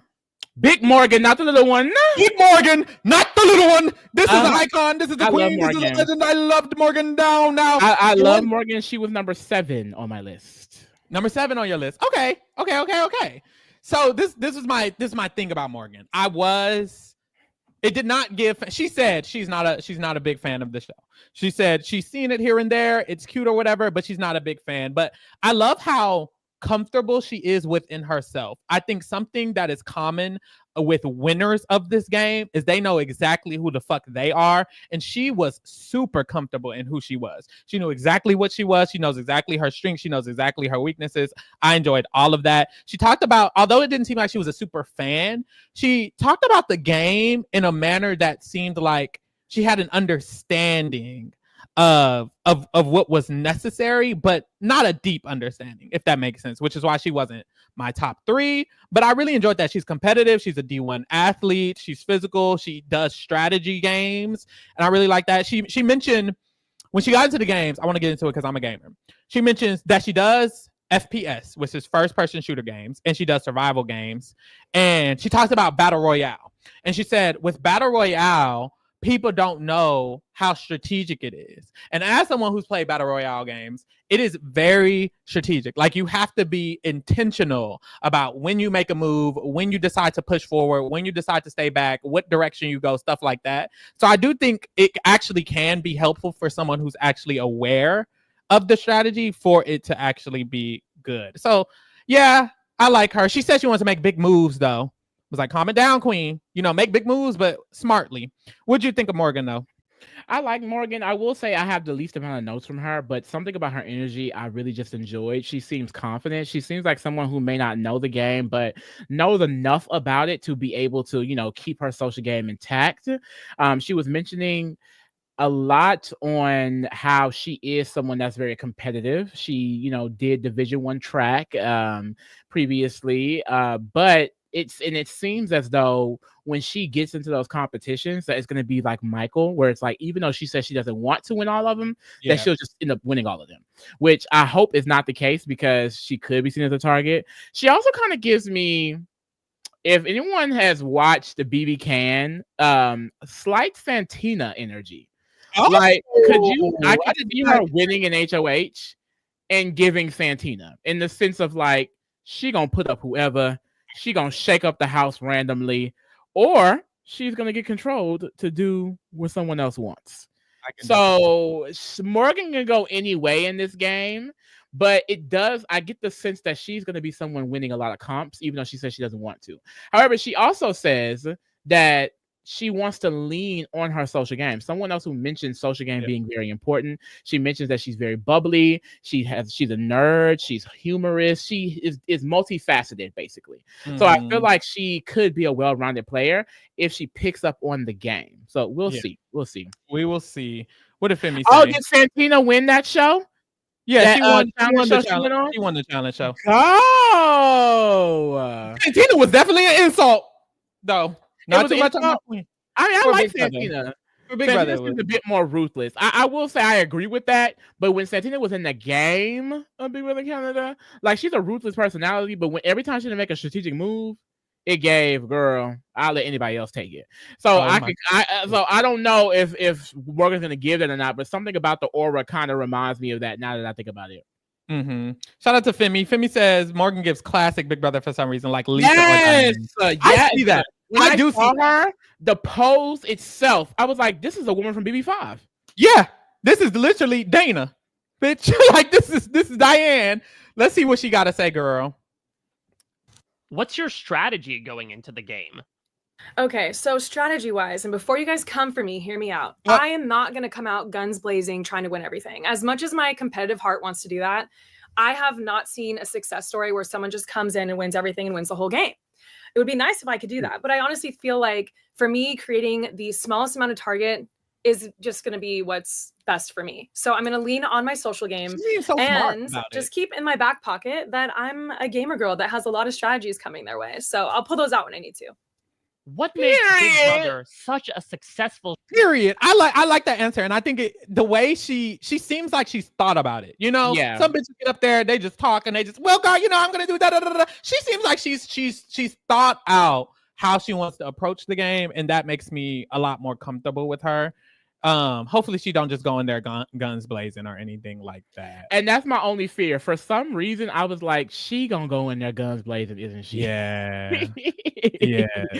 Okay. If she gonna go in there and just go in. So I know we were talking about the POC of it all. What is this lady? What is this lady? Like baby, POC, you could have phrased that way better than that. POC wise. I'm seeing some black. Is there some black? I've seen black people on the feed. Is giving. Or okay, there's definitely some black girls on the feed. Love that down. I'm just interested. I'm just interested because is that? Because when I saw her, I was like, is it giving biracial mixed with black? Right. It definitely could give. Or biracial. Is it giving Latina? It could give Latina too. Or is it just giving white? That's the thing about the BIPOC rule of it all and having inclusion and diversity. It is kind of helpful to know these people's culture. So when we see her in the house and she talks about it, that'll be interesting because then people who could relate to her, they could know that. But gorgeous. She's very gorgeous. She's so ambiguous. I have no idea, but she's a gorgeous girl. Come on, Apex. Yes, gamer girl. So she's very cute, very aesthetic. I love this down. How many followers? 16.3. I think she's the person with the most followers, and that's not even as bad as they've gotten. They've gotten well, no, Zach is a professional MLB player, so he has more, but usually they get a lot of like social media people, and they're not really doing that this time. Come on, diverse friend group, honey. Something about her looks famous too, right? Does she not look famous? Like I feel like she would be someone as the lead in the Netflix series. No? Yeah, she literally looks famous. Like Morgan Pope. Look at this. Morgan Pope is a famous person's name. That's a famous person. She is. She's now a famous Big Brother winner. Love this down. Damn, Keanu got 100K. Oh, Keanu had 100K. Ava got 90K. Go, Ava. Oh, Keanu does have 100K. He's a personal trainer. That mean, ooh. What's this? Let me stop. Okay, I'm getting distracted. Back on him. Wait. I just they say his name. Yes, that's my pick. Who you got next, baby? Next. This might be a controversial pick. I don't know. But I'm going with my man, Isaiah. Oh! Interesting. You mean Zay? Bitch, that's my man. I can go on with I want to call him. Correct me if I'm wrong. I know a lot of people named Isaiah, And I know a lot of black people named Isaiah whose nickname is Zay. I've never met a white man named Isaiah whose nickname was Zay. I think that is so cute. Like usually Zay, very black of it all. I gave him that nickname, baby. Not you. This is your man. Okay, Lee. No, but he fine. He fine. I ain't never looked at no white man like this and been this flustered. Maybe it's the lips. God gave him lips, and I don't know what to do, Chad. Them lips, I love them lips. Down. Them DSL. Big lips, honey. But what I was seeing for Tucker last year is what I see for Zay this year, bitch. Okay. Oh, you like a big man. I like a big man, big hundreds. I don't have no notes for him. No shade. I don't really have many notes either. But at this point, this was the part of the list where I was like, child, I don't know what anyone's gonna give. So I'm just picking who I like, and I like Zay. He mentioned that he will be a well-rounded player mentally, physically, and socially. What I did like about him, which is why he's kind of higher, is that I did feel like people are gonna like him in the house. First of all, he is conventionally attractive, and he seems like someone who's going to be outgoing, bubbly, personable. I don't think people are going to be threatened by him because he is such a goofball. Like when I saw the Instagrams and the TikToks and stuff like that, I was like, oh, people are not going to take him seriously. Like he's going to be the big jokester in the house. He's going to possibly get into some type of guys thing. Like I say something like that with him. He could possibly get into a showman. So we know those go far into the game. Like as long as he isn't a crash out like Matt from last season, I can see him going far. I just don't know what the strategy is going to give at all. But he mentioned wanting to be a chameleon. He vibes well with other. You know, he did mention he wants to kill the comps. He's excited for the comps. Now, hopefully he don't go in there and try to beast them out. But like I said, with the whole AI arena, equitable comps of it all, you know, it's a whole different arena for real. So I don't know if he's going to be able to go out there and win those comps like he thinks he will, which may be a benefit for him. And he also mentions being adaptable and things like that. Now, I don't like how he answered the hero versus villain question. He did mention being a hero, but he said it because he doesn't want to piss people off. He wants to be a hero because of jury management. He knows that the jury is voting for the winner, so he doesn't want to be someone that pisses people off and then he loses the game. So I think he understands the game to a certain extent. I'm not saying he's going to go in here and be a great player, but I do think he's the best out of some people on this list for sure. Yeah, I do agree. I feel like it seemed like he had a general understanding, and I think he can be likable. A part of my issue was I'm like, how do you win? I think you can make the end. Kind of like Matt, what's his last name? Him. I was like, you can really make the end, but how do you become the person everyone is endeared to vote for? You know what I mean? I kind of didn't get that. That was the only reason I was like, this doesn't feel like a winner. Because I'm like, who's going to come around and be like, let's vote Zay? He just seems too neutral. He seems too general. He doesn't seem like extravagant enough as a player. It doesn't seem like he wants to play that way that much. So I kind of feel like that was my hesitancy. I was like, are you going to give? But I actually did like his answers. I'm not going to lie. It was pretty. It was pretty. You don't say he gave it Matt's clots. That's what I'm saying. Like it was giving Matt clots. Like it was giving. You could be a good social player. You could lay low. You could make it to the end. You could be likable. But who's voting you over Jag? You know, kind of how I felt. But oh my God, y'all! I just got a vision of Mickey versus Zay versus Vince in the BB arena. Oh my God, I'm scared. Child, Mickey winning. Oh, I don't know what to tell you. Leah says, my favorite white boys are Enzo and Tucker. Those are also good options. Them Italian men? Ooh, because I like Cody too. Cody is fine. Does the chat not think Cody is fine? Because I feel like every time I say Cody is fine, the girls be confused. Teledrama says Cody 1.0. I mean, we're going to have to see. He's not giving Cody. Maybe 1.0 will be Cody BB16. Oh, BB16. That was Matt Klotz to me, though. Cody 1.0. But there needs to be a Derek to form a Cody, and I'm not getting Derek vibes from anybody. That's very true. Or let's see what he said, guys. No shade, I was struggling to find an answer because. What's your strategy going into the game? Honestly, I have zero strategy right now going to the Big Brother house, but I feel like I'm very adaptable and I'm good at going with the flow and adapting my game set to the game. So I feel like every season is so different. I like this answer, although it's if somebody prepares a rigid strategy, they're only doing themselves a disservice. And so I'm going to go in there with an open mind of my strategy. I'm going to have plenty of time to think about strategy while I'm in the game, but I'm just going to try not to think about it too much right now. what makes Big Brother such a successful show after? That's all. Yeah, I didn't mind that answer, honestly. I just feel like he reminds me of Matt Klotz. He seems smart. He has a general understanding. He can do what he needs to do. It seems like he's missing that oomph from a winner. So that was my only thing. But he does have that oomph to. Girl, look at that body. He look like White Ace in this picture. Ace girl. Oh my God. Him, Keanu, and Zach are about to be best friends. Look how thick he is. Oh my God. Him, Keanu and Zach are gonna be upstairs in that boxing rink, bitch. Oh, he's friends with Sammy from Survivor. Oh, this train. Where's the train at? In front of us? Choo-choo. Ooh. That's a back.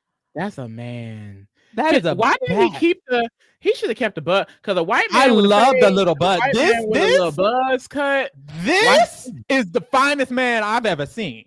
I don't know who that was on that video. Ooh, look how thick he is. Ooh. My God. Look at them legs. Okay, we can't just be. Oh, he's a cheerleader. He is a cheerleader, y'all. Good Lord. Yeah. Good Lord. Oh, them DSLs. He need to put some chapstick on, but I love him, girl. Yeah, he looks amazing. Who he follow? Anybody black? Y'all think he got black friends? Ooh. Let's go to the tag real quick. This is girlfriend? No, he's single, right? Oh, let me get this off of here.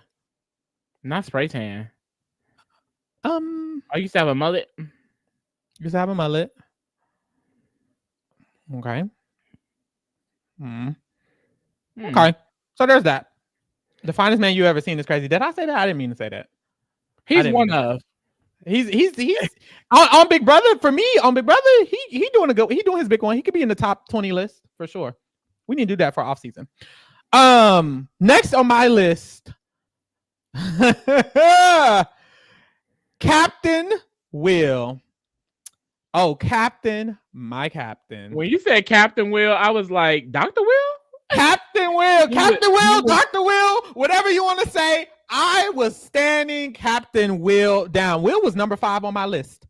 He was next on my list. He was number 8 overall on mine. Yes, I really actually did like him. The thing that concerns me is that no one like him has ever won. So it was difficult for me to fully conceptualize his potential in the game because of that. But he honestly seems very smart. He seems like he's very aware. He talks about how he knows he will likely be the oldest person in the house. So he knows he will have to accommodate by assimilating to be a little young. Little does he know this cast is kind of, not that this cast is older, but he just turned 50. He was 49 a few months ago. He just turned 50. I do think he could relate a little bit to Mickey. Mickey is 35. I think he could relate to her. I think he can relate to Keanu, who's 33. I think he can relate to Amy, who's 45. He's less old than the typical oldest person. And I think that could actually help him assimilate. He seems cool. You know, he seems like a cool little uncle, and that could help him go far. We saw even someone so horrible like Terrence, who would fit in his archetype. And who was that man from Celebrity? That man from Celebrity, also an older black man. They make it far. They both made it to the top Todd Bridges. Top 6, top 5 of the game. Todd Bridges, Terrence, and both of them didn't really do much in the game. Will sounds like he will actually want to do something in the game. And I think that if he makes it to the end and he's able to actually play a strategic game, then that can actually help him. He says how he's a team builder. He wants to build a team. He wants to make sure he's working his relationships. He says he wants to form an alliance with people who are different than him, so that way they can help him succeed in the game. A lot of positive stuff. So I really did enjoy that. They said Lamar made it far as well. Like a lot of older black men, they're personable enough to make it far. We just watched BB5 with Marvin. Marvin was the oldest man in that cast, and he made it to top 6 as well. It's like we constantly see this kind of archetype make it far. So as long as they're able to pick up pieces and be a strategic player, they can win. He was middle of the road for me, but I really enjoyed him. Lee, what'd you think? Yeah, I like him. I think Will is the type of person where if he were to get into an alliance of people that actually want to work with him or trust him, he can go far. I think my biggest fear is that he's someone that could be considered an outsider to an alliance. Like people love Will, like Marvin, like him. like Marvin in a way. He could end up in that Marvin spot of I'm a lone wolf and I'm not really vibing necessarily with these younger folks, but they like me enough to keep me around. Like it doesn't, because I didn't get a sense that who's gonna want to work with Clifton, and I think that's my biggest fear a lot of times with the older house guests of like who's gonna actually want to work with them and trust them. But he seems to have a good game sense. Like he mentioned wanting to come into the house and form an alliance with 2 women, 2 men that are diverse from him, that are able to provide things that he can't provide. He knows what his weaknesses are, and he wants to get people to help with those weaknesses. And it, to me, I think that's a really thought out way of how to look at this game. Like clearly he's thought about going into this game, creating alliances, creating relationships. I am slightly just scared about how he's going to come across to other people, because he did mention that he was 22 years in the Army, and I did get a sense of like, not like seriousness, but structuredness. Yeah. That sure. I'm wondering how people are going to feel, because I didn't get a sense of, I don't know, maybe I didn't get a sense of like, oh, he's the cool uncle that you want to hang around. I didn't necessarily get that sense. I kind of got the uncle that you go to their house and they have you waking up at 6 o'clock in the morning. And they got a lesson for you, and they're going to tell you a lesson. Right. That's the type of uncle I got. I didn't get a vibe of like, oh, I can hang out with him. I can smoke with my uncle. You know, I got a vibe that he's strict as fuck. Yeah. Okay. So I'm wondering how he's going to actually vibe with them. But he mentioned he wants to be that cool old dude. So I think that it just depends. I want to see how he plays out in the house. I think he's going to be hilarious, though. I'm excited. I'm hoping him and Mickey have some sort of relationship, because they were the 2 people who made me laugh the most watching their videos. So I would love to see them together in the same room. I agree.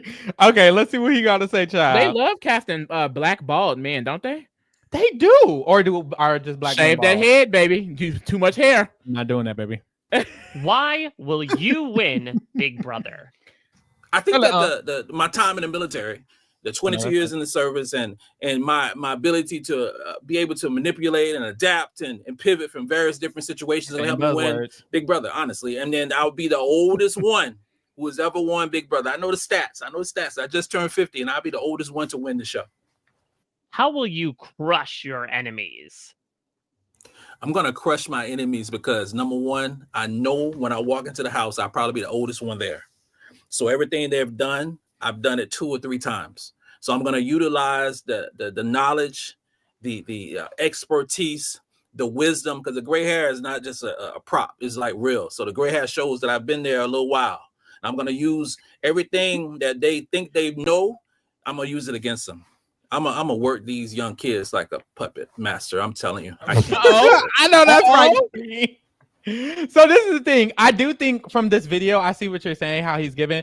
I think when I was scrolling through his Instagram, it was given more so cool cat, because he does. He's a podcaster. He does commentation. He does commentating for women's basketball. Girl, just listen. Let's keep it real. I want my lady Fool Wiley to exceed expectations. The 13th overall recruiting class 2023. I don't know what that means. But you see the tone. The first reason is we didn't have a player like Badino got on this basketball team. We had Sanaya Fagan starting at center. Sanaya Fagan shouldn't be starting at center for soccer. I don't know what he's talking about, y'all. Y'all know basketball, girl? He does all. He is a podcaster, honey. He better come up on here for the Reality Kingdom. Raven Johnson Hollywood herself. One of the best defenders in the conference, one of the best defenders in the country. But you know what else I just thought of? Maybe he could relate to like Zach. Zach plays sports. He talks sports, shit like that. Look at his beautiful, gorgeous black wife. Oh, this black king and this black queen making, doing what they need to do together. I love that. I love a black man with a black wife. Oh, I love a black man with a black wife. But it's giving. You know who you need to work with. Go ahead, work with Mickey. Go ahead, getting that Mickey Lee. Go ahead and work with Mickey Lee, mama. Oh, go ahead, work with Cookout 2.0. The Cookout, whatever it needs to be. But yes, he has knowledge about sports that can help him with Zach. He seems a little bit less strict on his podcast, but who knows how he'll be able to turn it down and turn it up or whatever. Very interesting. We'll see how he does. So, one of our supporters, they dropped some tea in our DMs, child. Apparently, Morgan is black, child. She confirmed it on Twitter. Oh, I know that's right, Queen. Black queen, black girl there, black girl. I love that down. I know some of y'all sent some chats about people we haven't got to yet. When we get to them, we're gonna pull it up. Don't worry. Let me. Oh, Lee, your turn. It's your turn. Oh, it's my turn. Sorry. I was reading the tea. The girls were sitting in the tea. Who is next on my list, child? Oh, interesting enough, this was my top 8. This was your top 8. Yeah, that's crazy. This was wait. Next person on my list. This was not my top 8. There's 2 people who I had before 2 of these people. But who you got next? Next, I'm choosing. Now this is a crazy one. I feel like because he's also cracked. Zach. Okay, he was the next on my list. He was actually 7 on my list. So Zach, the thing about Zach, I thought his interview started off really, really good. Real strong. You know, I feel like he was saying that he's a complete package, once again, socially, physically, mentally, things like that. And I did get the sense of it was real, only because, you know, it's the energy that he possessed in the interview. Like, he seemed like someone similar to Zay. When he goes in there, people are going to like him. People are going to want to kind of gravitate towards him. He seems like someone who could be seen as a reliable ally. And he started saying things like, he's interested in getting to know people, and he's self-aware enough to know that he's going to be perceived as a threat, so he has to offset that a little bit. But then he started getting into how his fave is Tucker, his fave is Zach from BB16. If he needs to be a pawn, he will be a pawn, and he kind of wants to shape his game after people like Zach and BB16 and Tucker. And I'm like, girl, what is this about to go? What is this about to give? You know, I feel like if he's in a scenario where he cannot become those people, I can see him doing well. Yeah. But there's a part of me that also believes he's going to go all in on that type of rhetoric, and that's not going to be a good thing for him. Yeah. I feel like he was hard because he had so many pros that you mentioned, but I got so worried when he started talking more and more. First of all, he doesn't come across, you know how we talked about Mickey and how she seems personable? He doesn't come across personably. He comes across like kind of an asshole a little bit. Does he? Yes. Ooh, girl, you said, oh my God, this is deja vu. This is the exact same conversation we had about Matt. Yeah. And I said, does he? Really? I don't get that. This is the exact same conversation. It kind of gives that to me. He doesn't, because you have to, with Big Brother, you have to be personable. And I feel like he just doesn't seem personable, although everything he said was smart. I think he is going to be an active player. I think he's going to try to play the game hard. I think he's going to try to actively do a bunch of stuff, but I don't feel like I'm confident in his success rate because will Mickey listen to Zach? Will Phil listen to Zach? Will Morgan listen to Zach? Will Vince listen to Zach? It's like, I don't think he has he's going to have the influence that he wants to play like he wants to play like someone who has influence. I don't know if he will have that. I don't know. Okay, it's like, because he's talking a good game. If he's able to do it, then I think he could be good. Right. And you know what? I agree. Playing a mix of Mackenzie with Chelsea and Tucker. It's like, why are you throwing it's too much. It seems like he wants to be this. He kept idolizing Tucker and Zach and them blowing up the house. And he keeps saying he wants to do that. And it kind of reminds me of what Matt was trying to do. Like, you want to be this big bad one. He said, I'm not afraid to be the person in the center of the room, leading the conversations. That stuff like that scares me. I think if he can settle down at first and ease his way into that, it will work. But otherwise, I'm kind of afraid. But he was in the middle of my pack. He wasn't at the top. He wasn't at the bottom. He was in the middle because I'm like, if you succeed, you can eat this the fuck up. But I just think it's the if. That's what I'm saying. It's the if factor. He was saying some really good things, and that's why I wanted to pick him, because I feel like based on what everyone else was saying, I wasn't really getting much. He gave us a lot to work with as far as game. Like, even if he is a recruit, it seems as though he's done his research to a certain extent, but he actually gives that, because, last season I was questioning what you said about Matt, and it came out to be true. Could he go in and do the same thing? Like, that would be insane if it happens again. But I see what you're saying, and I can see how that could be a real possibility. But he also mentioned having charm and wanting to use it to flirt it up and kind of be this outgoing guy. And he mentioned that he knows that he's going to be seen as a threat by being the center of attention type of person. So I feel like I love this self-awareness. He seems pretty self-aware. And I also got the sense of like, he's a gym bro. Keanu's a gym bro. Zay's a gym bro. That doesn't mean necessarily going to work together. You know what I mean? Because I remember, what season was it? Was it last season? What season was it? They were like, they want me to be friends with him, but I don't really like. Oh, Christian with Travis. He was like, I think they want me to be friends with him, but I'm not going to be friends with him. Yeah. Or like Tucker last season. Like, I don't think anyone expected Tucker's main allies to be who Tucker's main allies was. Exactly. You know? So it's like, they don't necessarily have to be cool at all. It's just that there's a possibility out there. Like I get the sense that if anyone's going to just happen to end up in an alliance, it could be him. Yeah. Let's listen to what you got to say, child. Sorry. What's up? It also depends on who wins the first HOH, though. That's too, because Angela season, if Angela did not win the first HOH, Matt probably doesn't even go home first, depending. You know what I mean? He was still pretty cracked. But Angela was someone on the opposite side of the game. So it's like it with these equitable comps, who knows who's the first HOH is going to be? We no longer can sit up here and say, girl, Zach finna win the first HOH. Exactly. It could be anybody.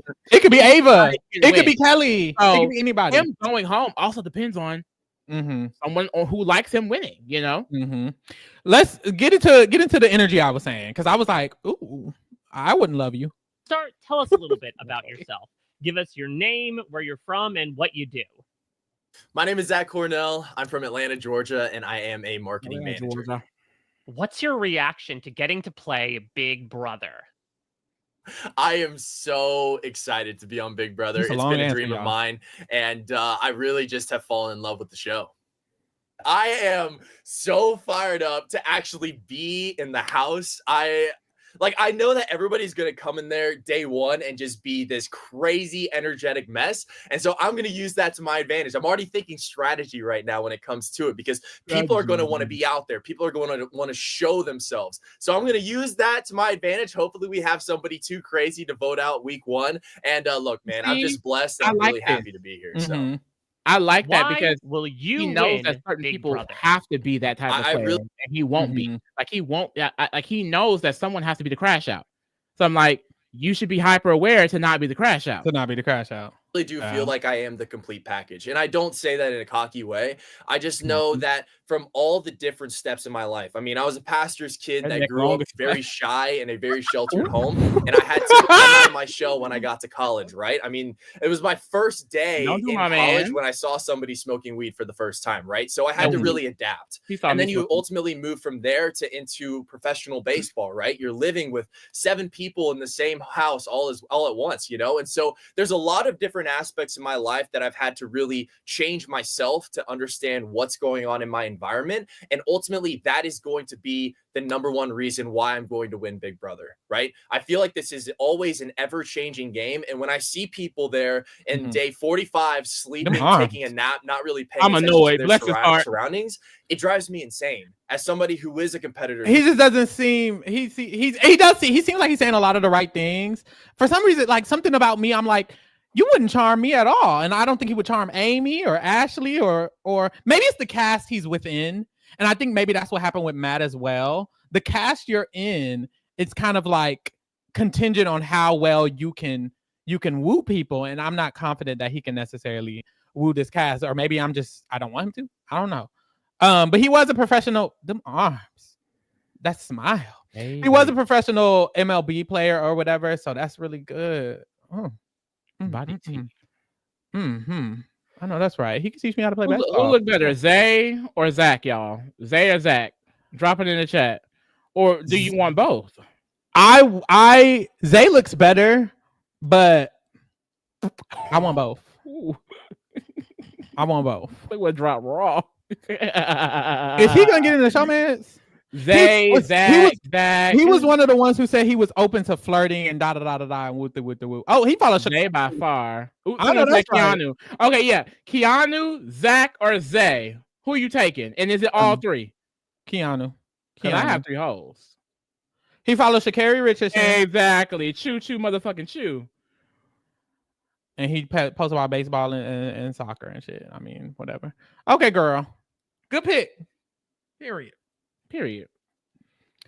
Next, I have on my list. If it's my next pick, it's gonna be my whole top 10. That would be crazy.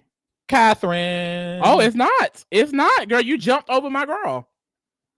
Not your girl. I'm looking at the girls. Not sure who your girl is. No.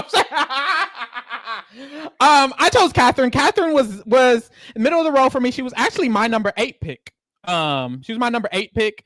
I felt like she did not seem the best, but she didn't seem the worst. She kind of seemed in the middle for me. Although she didn't seem like she was a big super fan of the game, she seemed like a general fan. She reminded me of Leah. She reminded me a lot of Leah. Where it's like my sister and my mom watch the show. I'm kind of that girl. She's very confident in herself. She says, I'm here to win that money. I don't give a fuck about all the whoopla.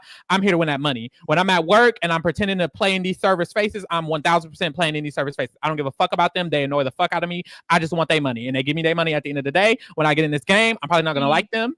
And they give me their money.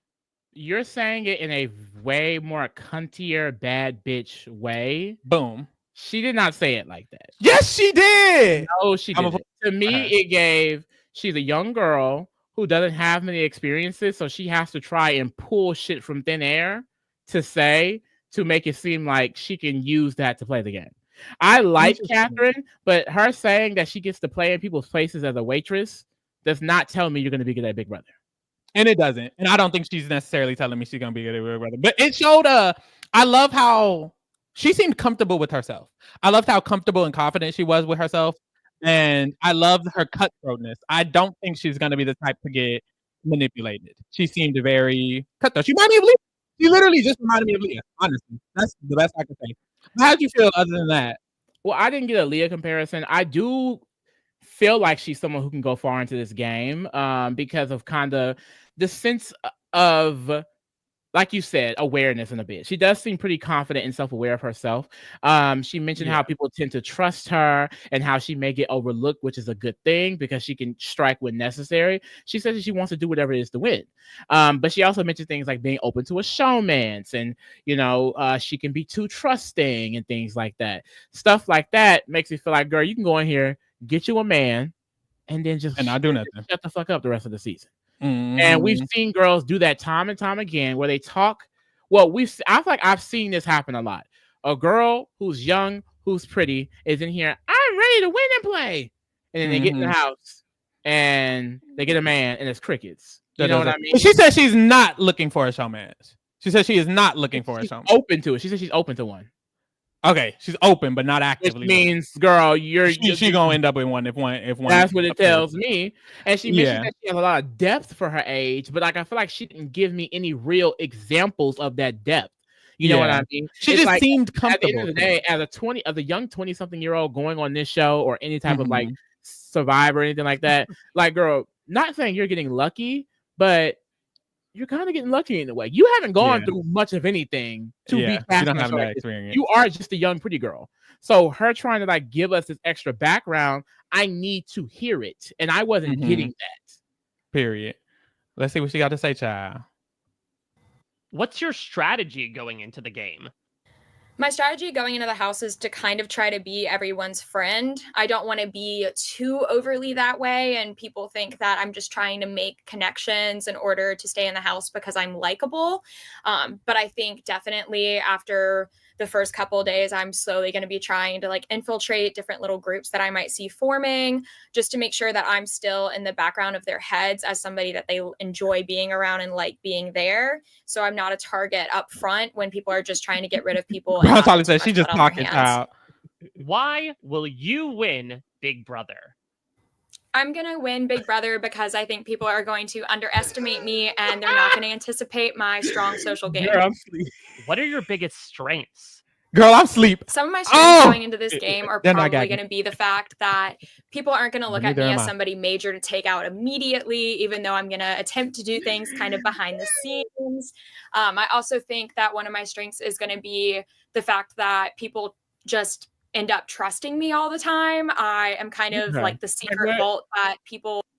Her thing is closed. Instagram is closed. Child. I didn't have many much thoughts after that. I do think she can go far just based off of the natural The Alyssa Snyder of it all. She made what? Top 5. Yeah, literally. The girl that's saying she's a little bit monotone, she's a little bit low energy. It's because she was not cast to be the personality hire. She was cast to be the young, pretty face. That truly is what it is. It's like how Zach was. Well, Zach is a little bit older, but Zay, you know what I mean? Yeah. Lauren, you young and you cute. You're young and fine and light and handsome. And tall and handsome. Child, who you got? Child, next up on the docket is Ava. Interesting. I liked Ava. I thought Ava was funny. I thought she was interesting. She's an aura painter. To me, she said it in the thing, but she said she will do whatever it takes to win. And I get this scrappy energy. I get this this Brittany Hoops, this Sarah Beth, where it's like, if she has to lie, she's gonna lie. If she has to lock in and be like, I'm gonna throw this nigga under the bus, she's gonna throw him under the bus. I think she will say and do whatever to anybody in this cast. 100%. Very cutthroat. If they're like, girl, you may go up, I could see her being like, well, no, because this, and this. I just get the sense that she's not gonna allow someone to just use her or run over her. I get if she nominated first week, she's gonna be going to people and being like, why the fuck did you nominate me, bitch? What's the on that? She kept talking about how she's raised by a very strong Italian woman and she's not afraid to be the villain. She'll do whatever the fuck she has to do. And she says she's known for not taking crap and telling it how it is. So I feel like as a gamer, I don't know where she's gonna go if I'm being honest, but as a personality, I'm living for her. I am. And if she can bring that energy into the season, I'm here for it. I don't know what she's going to give as a player. She mentioned being able to read people very easily because she can read auras. Now, I feel like I'm someone who can read auras, but I wouldn't say that as a reason as to why I would be able to clock people. And she said that like 3 to 4 times in her interview. And I'm like, girl, okay, now don't be like homegirl from Survivor Australia. What was her name? Laura. From Survivor Australia. Someone dropping in the chat from Survivor Australia. It was Laura, but also last season, you know what kills me? Last season, Lisa says she reads auras, and she said Brooklyn was red. I'm like, what's up with these Rockstar Caitlyn archetype? She's that, you know. But I like her. I think she's fun. I just don't know what she's gonna give. But I can see her, like I said, not taking shit. It does give pre-juror though. It does give pre-juror, especially now that we have 7 pre-jurors. It gives pre-jury down. But I like her, and I don't think she's gonna be annoying. You know what I mean? There are some girls. There's one girl in this cast that gets annoying, but I don't think she's gonna be like a Lisa annoying or I don't think she's gonna be annoying like Caitlyn, Lisa, or a Rockstar. Yeah, no, I think she's more so of like a. I think she's more so of like a baddie. Like I think she's here to get her money and she's here to get her coin and she's very dedicated. I actually really enjoyed her personality. I think gameplay wise, I'm afraid for her because she seems very. Bitch, fuck you. Like her and Zach gonna argue the first day. Like she seems very much so. If she gets nominated by Zach, it's gonna be like, Zach, don't talk to me, you know? And very straightforward. So that was what was my worry. But honestly, I loved her down. She was next on my list. So it's like, although I do feel that worry. Now. Oops. I liked her. I liked her a lot. I really, really loved her. And I love she has an understanding of self-preservation. She is here to win the money, period. She's very dedicated. So I love her. I'm broke. I live in New York. I got to pay the rent, bitch. Right. Now listen to this, y'all.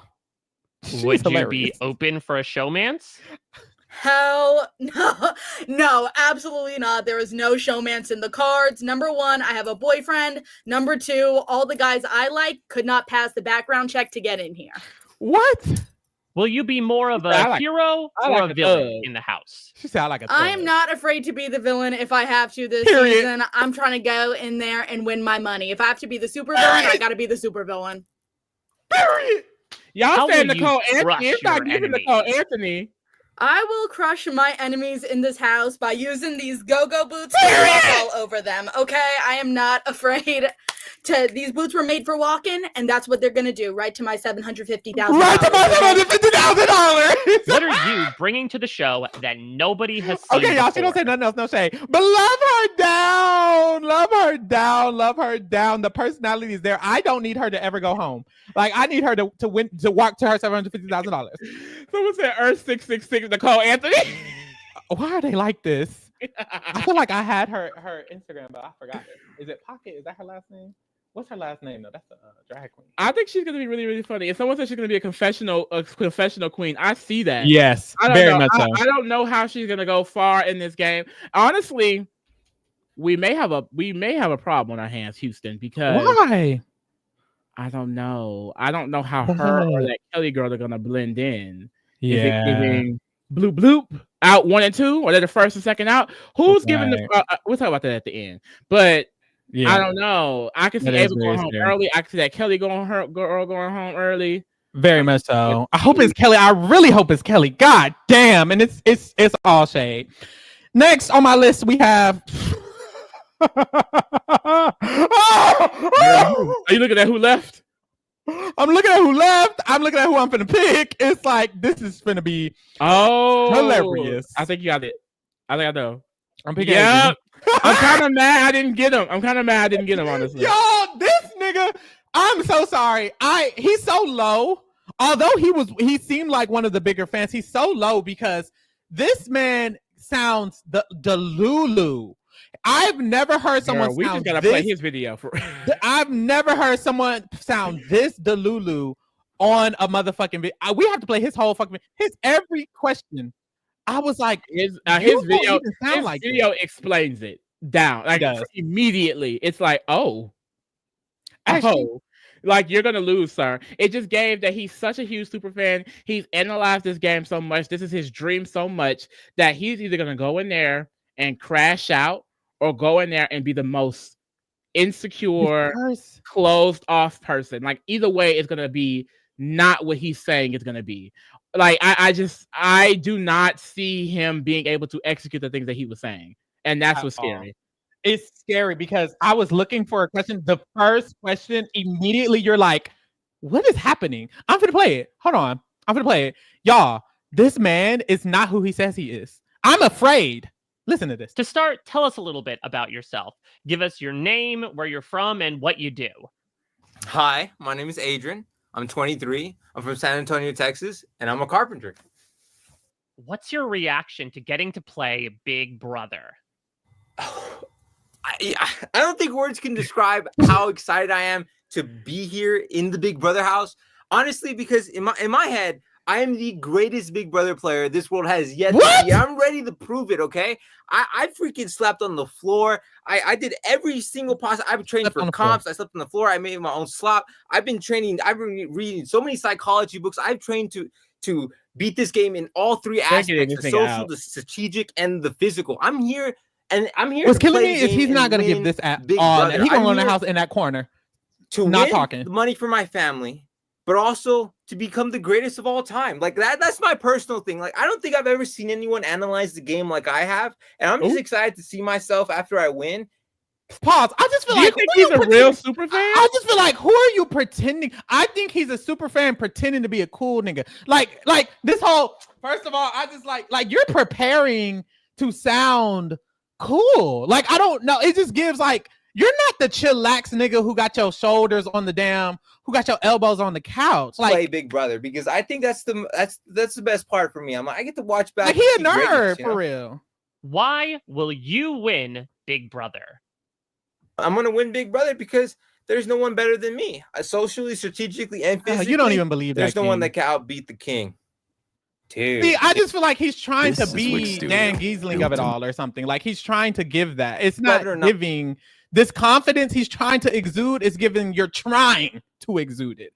It's just, I don't know, y'all. I don't know. That's why I didn't pick him super high. He was low, but it's weird because he is a fan. Like, the things he talks about, he said he's prepared for the comps. He's researched all of the other things. He slept on the couch. Woo, yada, yada, yada. I just think he's trying to give, I guess, cool and chill and like someone who's sociable, and he's probably just not that. This is his Instagram. Shout out to him. Love a tree hugger. Love this down. It just gives, for lack of better words, it gives he's kind of like lame. Not lame, but he's like more reserved. He's not someone who's always invited into play. Like, he just doesn't seem like what he's trying to portray. I feel like he's trying to portray coolness. So when he gets in the house, he's going to try to portray coolness. But are you going to be able to relate to Zach? Are you going to be able to relate to Isaiah? Are you going to be able to relate to the people who it seems like you're trying to mold into. I don't know. That's just the energy I was giving, and that worried me because I'm like, are you trying to give that, or is that how you are? I just don't know, girl. I just don't know. I can't hear you. Hello? I'm happy that he's going to be able to live his dream. He seems like a player who this was something that he's always wanted to do. Like, he's a huge fan of this show, and I do love when super fans get the chance to actually play. If he's really a super fan, because a part of me feels like, nigga, you lying. Right. But if that is true, I'm hoping that he has a successful journey for himself. Hopefully he gets to do all of the things that he wants to do, because I don't see him being long for this game if he goes in acting like this. I agree.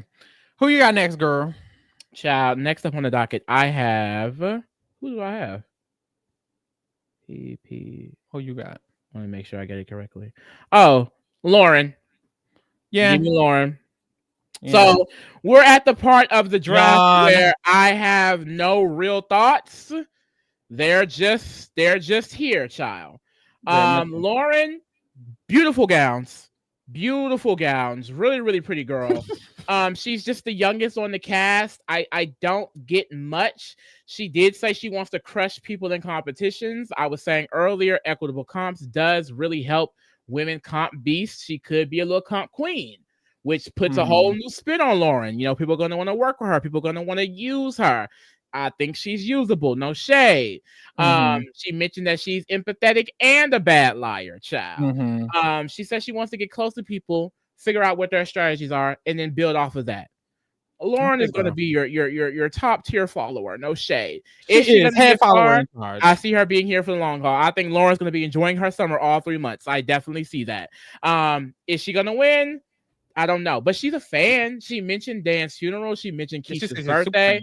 It's just, I don't think she realizes the game on that strategic level. And I don't think she does because, I mean, she's so young. It's like... She's the youngest. She's 22. I don't think she has actual... It's the life experience of it all. Like, I don't see her having enough to be able to maneuver a house full of people. Yeah. I don't think she's fully self-actualized yet. She's so young. She doesn't seem confident. Like, kind of the pro I felt for Morgan.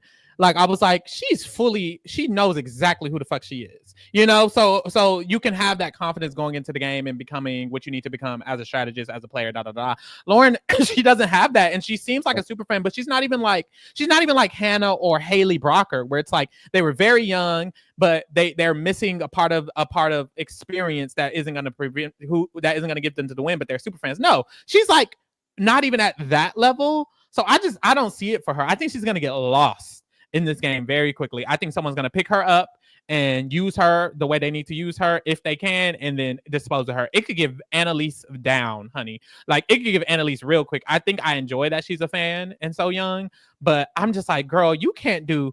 What are you going to do? She's just so young. I don't even think they should have casted her, because they should have cast her because she's so young, honestly. The girls are saying Alyssa BB24, child. I definitely get that vibe. I get that vibe down. Alyssa and Elise, baby. It's just giving showmance and that's it. No shade. What are your biggest strengths? So I think some strengths that I bring to the game is that I'm a very competitive person. So I feel like I might thrive in competition. She seems nervous. She doesn't seem like and connecting with people. So I feel like my social game is going to be something that's going to be. Lisa Donahue? What are your biggest weaknesses? Let's hear her weaknesses. Some weaknesses I think going into the game is going to be I'm sort of a very empathetic person, and I'm a very bad liar as well. Oh yeah, she is so Southern I think Belle. That might be one of my weaknesses. She's Southern Belle. Do you plan on keeping any secrets about yourself from the other house? Okay. She talks like a princess. I definitely see Disney princess vibes. She does. It does give voice actor. She doesn't seem self-realized yet. Like, this is a baby. Like, this is a very young girl. Like, I don't know. Shout out to LSU. Yeah, she's from Lafayette, Louisiana. I was like, come on, Louisiana representation. What's T on the Lafayette, Louisiana girls? What's T on her? What's a small city? Like, okay, with a lot of. Yeah, Louisiana's full of white people, girl. Interesting, because I feel like you don't know that. Like, I feel like people not in Louisiana don't know that. Well, there is a black population, but it's a lot of whites, child. Yeah, this is her. She got a black friend, so that's good. Love her down. Very beautiful gowns. She's gorgeous. I think it's amazing that she's here. I think she can win comps. I just don't think, and I hate it because I don't think the reason she will do bad is her own fault. I just think she's too young to play the game. I could definitely see her being a super fan and learning more about herself in the game over years and years and years. If she was 28, she was going to be 30, she'd probably be a great player. But right now, it doesn't seem like she's ready to. She's not ready. She does not seem ready at all. And that's how I feel. But yes, child. Next, I have, girl, we at the does. Let's get it going.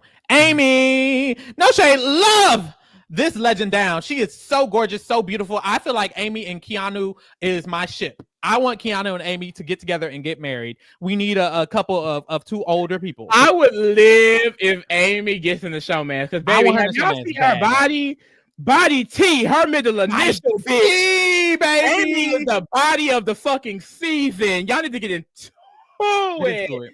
The thing about Amy is that she said a bunch of crazy shit. I want to start a girls' alliance. Girl, anybody who said they want to start a girls' alliance, automatic chop. I'm sorry. If that, because you know damn well that's not successful. She was the main one talking about some. Oh, I remember he asked one of the biggest moments in Big Brother history, 25 years. She said, Mackenzie taking Chelsea.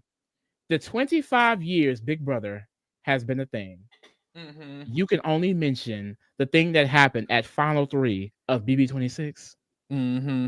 Girl, that's all she gowns. She very beautiful gowns. She doesn't seem long for this game at all. I think she's confident. Another reason why I'm like, should we be scared for the women? Right. Amy, Ava, Kelly. Right. I don't know what they're finna give. I don't know what they're finna give. It's very scary for Amy. I think what might help her is, I do think in these it's weird because we got a lot of I'm here to rock with the girls. We got that with Brittany from BB16. We got it from like a rock star kind of like we've gotten girl power women. We got it from Jessica Milagros a little bit. We haven't really gotten, like, I'm trying to think, have we gotten that in the new era? Like somebody who literally just coming in wanted to give girl power, like not in this capacity, not in this archetype. She's very Britney single mother. Means it though. That's the thing. I don't, and that's the problem. She does not know this game enough to truly mean that. She doesn't know it. She doesn't know it enough to truly mean that. But in her bio on her Instagram, it literally says divine feminine or something like that. I do think her and Mickey about to be best bitches. I think she is very for the women regardless. I do think that's a mantra she lives by in real life. And I think that will genuinely fade into the game. It would only work if the other girls work. And Mickey said the same thing. So I do think if she finds her crew of maybe Mickey, maybe Morgan, in a hypothetical world, it could work. But honey, it just doesn't seem she's understanding of the game. It seems like she's just saying something to say something, you know? And that's the issue. But I'm rooting for her down. I love her. Let's see what she got to say, girl. Why will you win Big Brother? Come on, Amy. I'm going to win Big Brother because I'm going to make smart moves. I'm going to have a girls' alliance. Yes. Hopefully we get good girls in the house that are good girls. Yo, good Judy. And people are going to love me. Yes! What are your biggest strengths? My strengths, I can read people. I can read what they say. I can read especially what they don't say. They are. So my social game is going to be my biggest strength in the house. Child, she just talking. And that's no shade. I love her down. She just talking. Let's get into this Instagram because she's gorgeous. I think that's her best quality. Now, you see this divine femme? Divine femme. Be love, be light. I'm feminine. Girl, get into this body. Get into this. Get into this.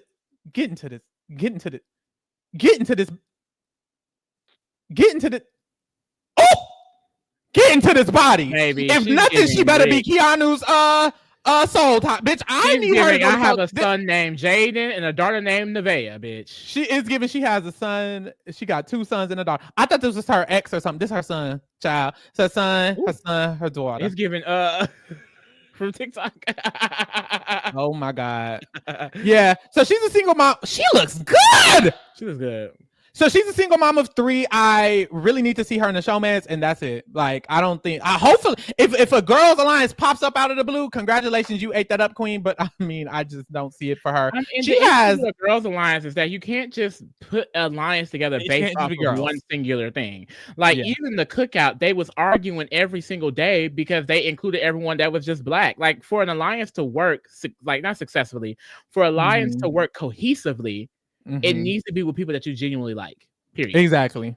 The chat is saying POC. I believe she is likely Latina, but I'm like, she gotta be a POC a little bit. Something gotta be in there. I would be gagged if she's fully white. If she's fully white, I would be gagged as well. I believe she's likely Latina. Even her kids look a little mixed. Like Latino. Like they look Latino. Like I wish we knew, but they look Latino.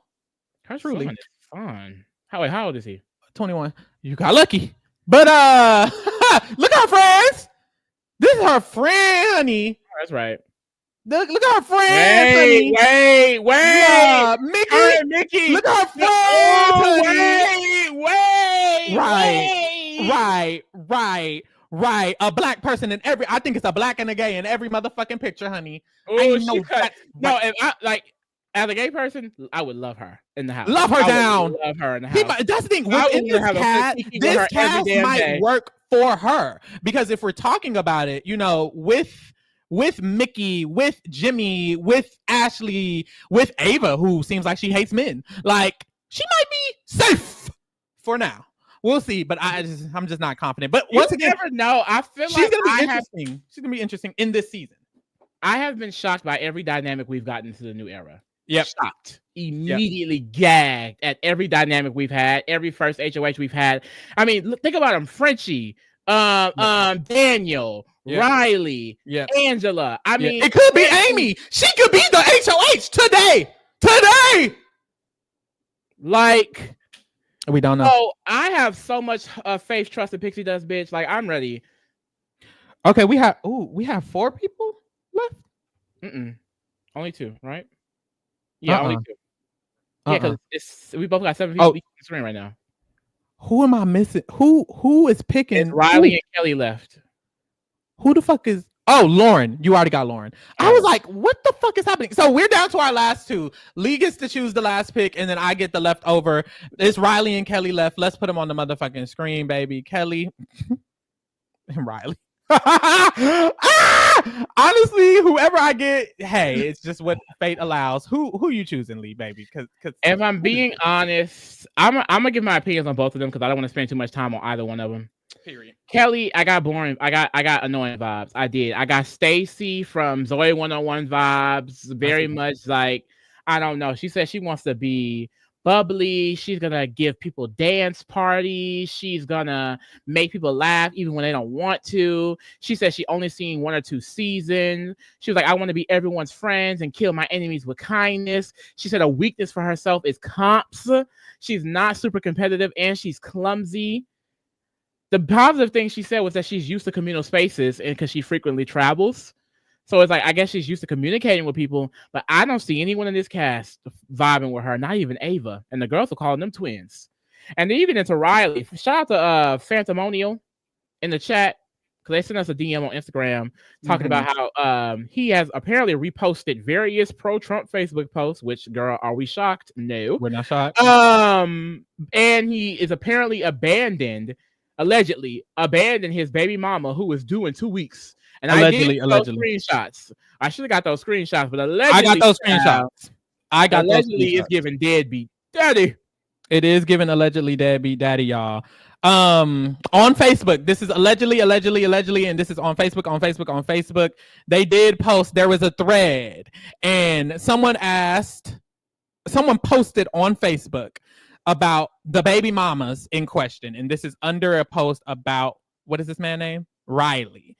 Someone said, oh, why isn't he involved? Someone replied, it's hard to be involved when he's blocked. And look into the baby mama. She only has supervised visit with her first child, trying to shade the baby mama. The baby mama said, baby, get your facts straight. Not true. You literally have no idea. That's embarrassing. Yes, he got blocked after I continuously was asking for help, and he was telling me that he was not there. He was not available at the moment. All he cares about is drinking and chasing girls. Move right along with him. So his baby mama has came out. She's pregnant right now, or she just had the baby? Allegedly, child. She looks pregnant. So apparently he doesn't want to help with the baby. He also apparently that's why he's coming on the show to win the money for the baby. I hope so. Apparently he also said, somebody in the chat paid for something. Did you see that Riley downplaying Jacob Blake's murder? Child, Jacob Blake was a black man who got shot by the police, got shot down, you know, very much so. BLM, we need to empower this man. I haven't heard of that. And very much, I haven't heard of it. Honestly, I have not heard of it either. I had to look it up. Because it's happening so often. It's getting talked about less and less in the media, which is so terrible. But apparently, he was undermining this. This is alleged. This is alleged. This is alleged. This is alleged. This is alleged. I didn't see the tweets. I didn't see the post. I didn't see the repost. And he reposted this post saying, "I don't remember any professional sports team boycotting games after this little boy was shot." So he's comparing the murder of this man and this little white boy. And it's like, for what? They're both victims of violence. Like, why are we? He's weird. It's giving comparing shit like that. Like, why are we comparing shit? It's giving races down. It's very, very weird, very disgusting, very nasty. He's just a chop all around. He's very disgusting already in the season. I mean, but what kills me is that he's the white DEI hire. They love getting that white person from a small town. Very they don't Cameron. know shit about nobody. Very Cameron. What was weird was very Kyle. In his interview, girl, and we in Trump's America, we don't need this nigga in this house. He kept saying in his interview, "Oh, I love everyone, by the way, I love everyone. Oh, I love all skin colors, black, white." No one asked him to give this information, but he kept saying it in his interview as if it's something that might be questioned by him. And of course it's questioned because he's in the small town. He hasn't grown up with anyone who looks different from him. He's a bull rider. He clearly supports Trump. He's undermining black victims. He's very weird, and he knows he has racist ideologies, which is why he's overcompensating in that damn interview. It's very, very weird. But Kelly, like you said about Kelly, I didn't say nothing about her. She is giving chop down. I'm sorry. She doesn't seem likable at all. She doesn't know the game at all. She doesn't give anything. It was very much so nothing. Give us nothing, sister. I hated her interview. So sorry. But who you choosing? Two terrible options. You on mute. Two terrible options. I feel Riley was a fan of the game. Go with someone who I think is gonna go further. I like more of what Riley was saying. He said he wants to go in, be cool, calm, and collected. He said he's gonna be himself. He mentioned a pretty woman could distract him. Which is like, girl, you're not gonna bring anything, are you? But I do feel like the way these seasons go, Kelly is the girl that they be like, girl, you're annoying. You have to get up out of here. Yeah. Riley is someone that they put up with for weeks. Yeah, like Cameron. So I'm going to have to go with Riley, child. Yeah, I think that's a fair assessment. He literally said he's a super fan. He said his mom's a super fan, his dad's a super fan, his cousin's. Very Cameron. It is very Cameron Harden. He could win 3 HOHs and then nominate Felicia and Izzy. He definitely could. He definitely could win most of them. To fucking God, if we get any of that rhetoric in this house this season, I can't do it. I deal with that again. I can't do it. The current America's favorite player. The current environment that we're in, if this nigga brings his ignorant ass ideologies into this goddamn season, like, I'm gonna be so over it. Yeah, it would be very unfortunate. You're real. Let me show the video of. We each have 4 men and 4 women. Is this the first time it's been that equal? I think we used to specify gender at one point. We did, didn't we? Okay, let me pull up clips of Kelly's interview real quick because someone says, where do you find the cast interviews? You can find them on Sharon Tharp's page or Mike Bloom's. This YouTube where I'm at. This YouTube video we're looking at. Yeah, we're on Mike Bloom's channel, and then he also did a parade article, and then Sharon Tharp also has her own YouTube video reaction. Yeah. Let's hear Kelly. What are your biggest strengths? My strengths are definitely my social skills and my ability to read people. What are your biggest weaknesses? My weakness is definitely going to be competitions. I'm not super competitive. She sounds scared to be here. Do they got a gun in her head? From winning, of course, but not super competitive and like I need to win this thing. I'm also very clumsy, so I have a feeling competitions are not going to be my strong suit. Do you plan on keeping any secrets about yourself from the other house guests? What else do you say? I would love to not reveal my profession, and I like to say the best way to go is with no plan at all, and that's sort of how I'm entering the Big Brother house. You know, I've only seen the 1 or 2 seasons, and I think having a fresh a badly written millennial. My strategy is to lay low for the first few weeks. Like, she's a cartoon. She's a tell jury and hopefully make it all the way. If I can rely on the social. I just feel like, why did we get her and Ava? We already had the bad bitch version. Why'd you get the, you know? And who's next, Riley? Girl, let's hear this weirdo. So blessed and oh, I'm mad. Man, yeah. Oh my god, you know what's crazy? I did not finish his interview. He was the only interview I didn't finish. Just like Sid. Why does he look? And I could talk about his looks because he's mean. Why does he look like this? I'm wondering. A fish. It's gonna be hard. Whatever it is, because I'm here and I'm here to stay. He scares me. I'm here to win. That's the only reason I'm here. I'm here to win. Look like that head vampire from Brother, such a successful show after 25 years. Why do they ask them this? Wasting my time. You gotta go with the flow. So going into the game.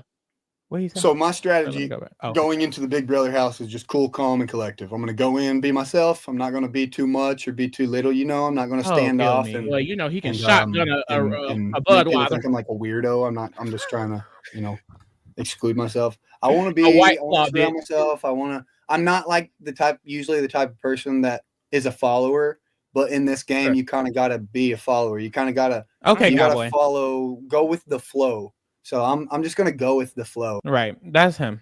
He going with the flow. He a bull rider. Them other two, they don't got Instagrams. Yeah.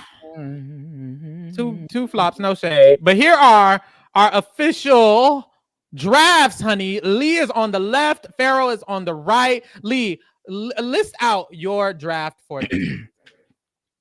I have Ashley, Mickey, Keanu, Zay, Zach, Ava, Lauren, and Redacted.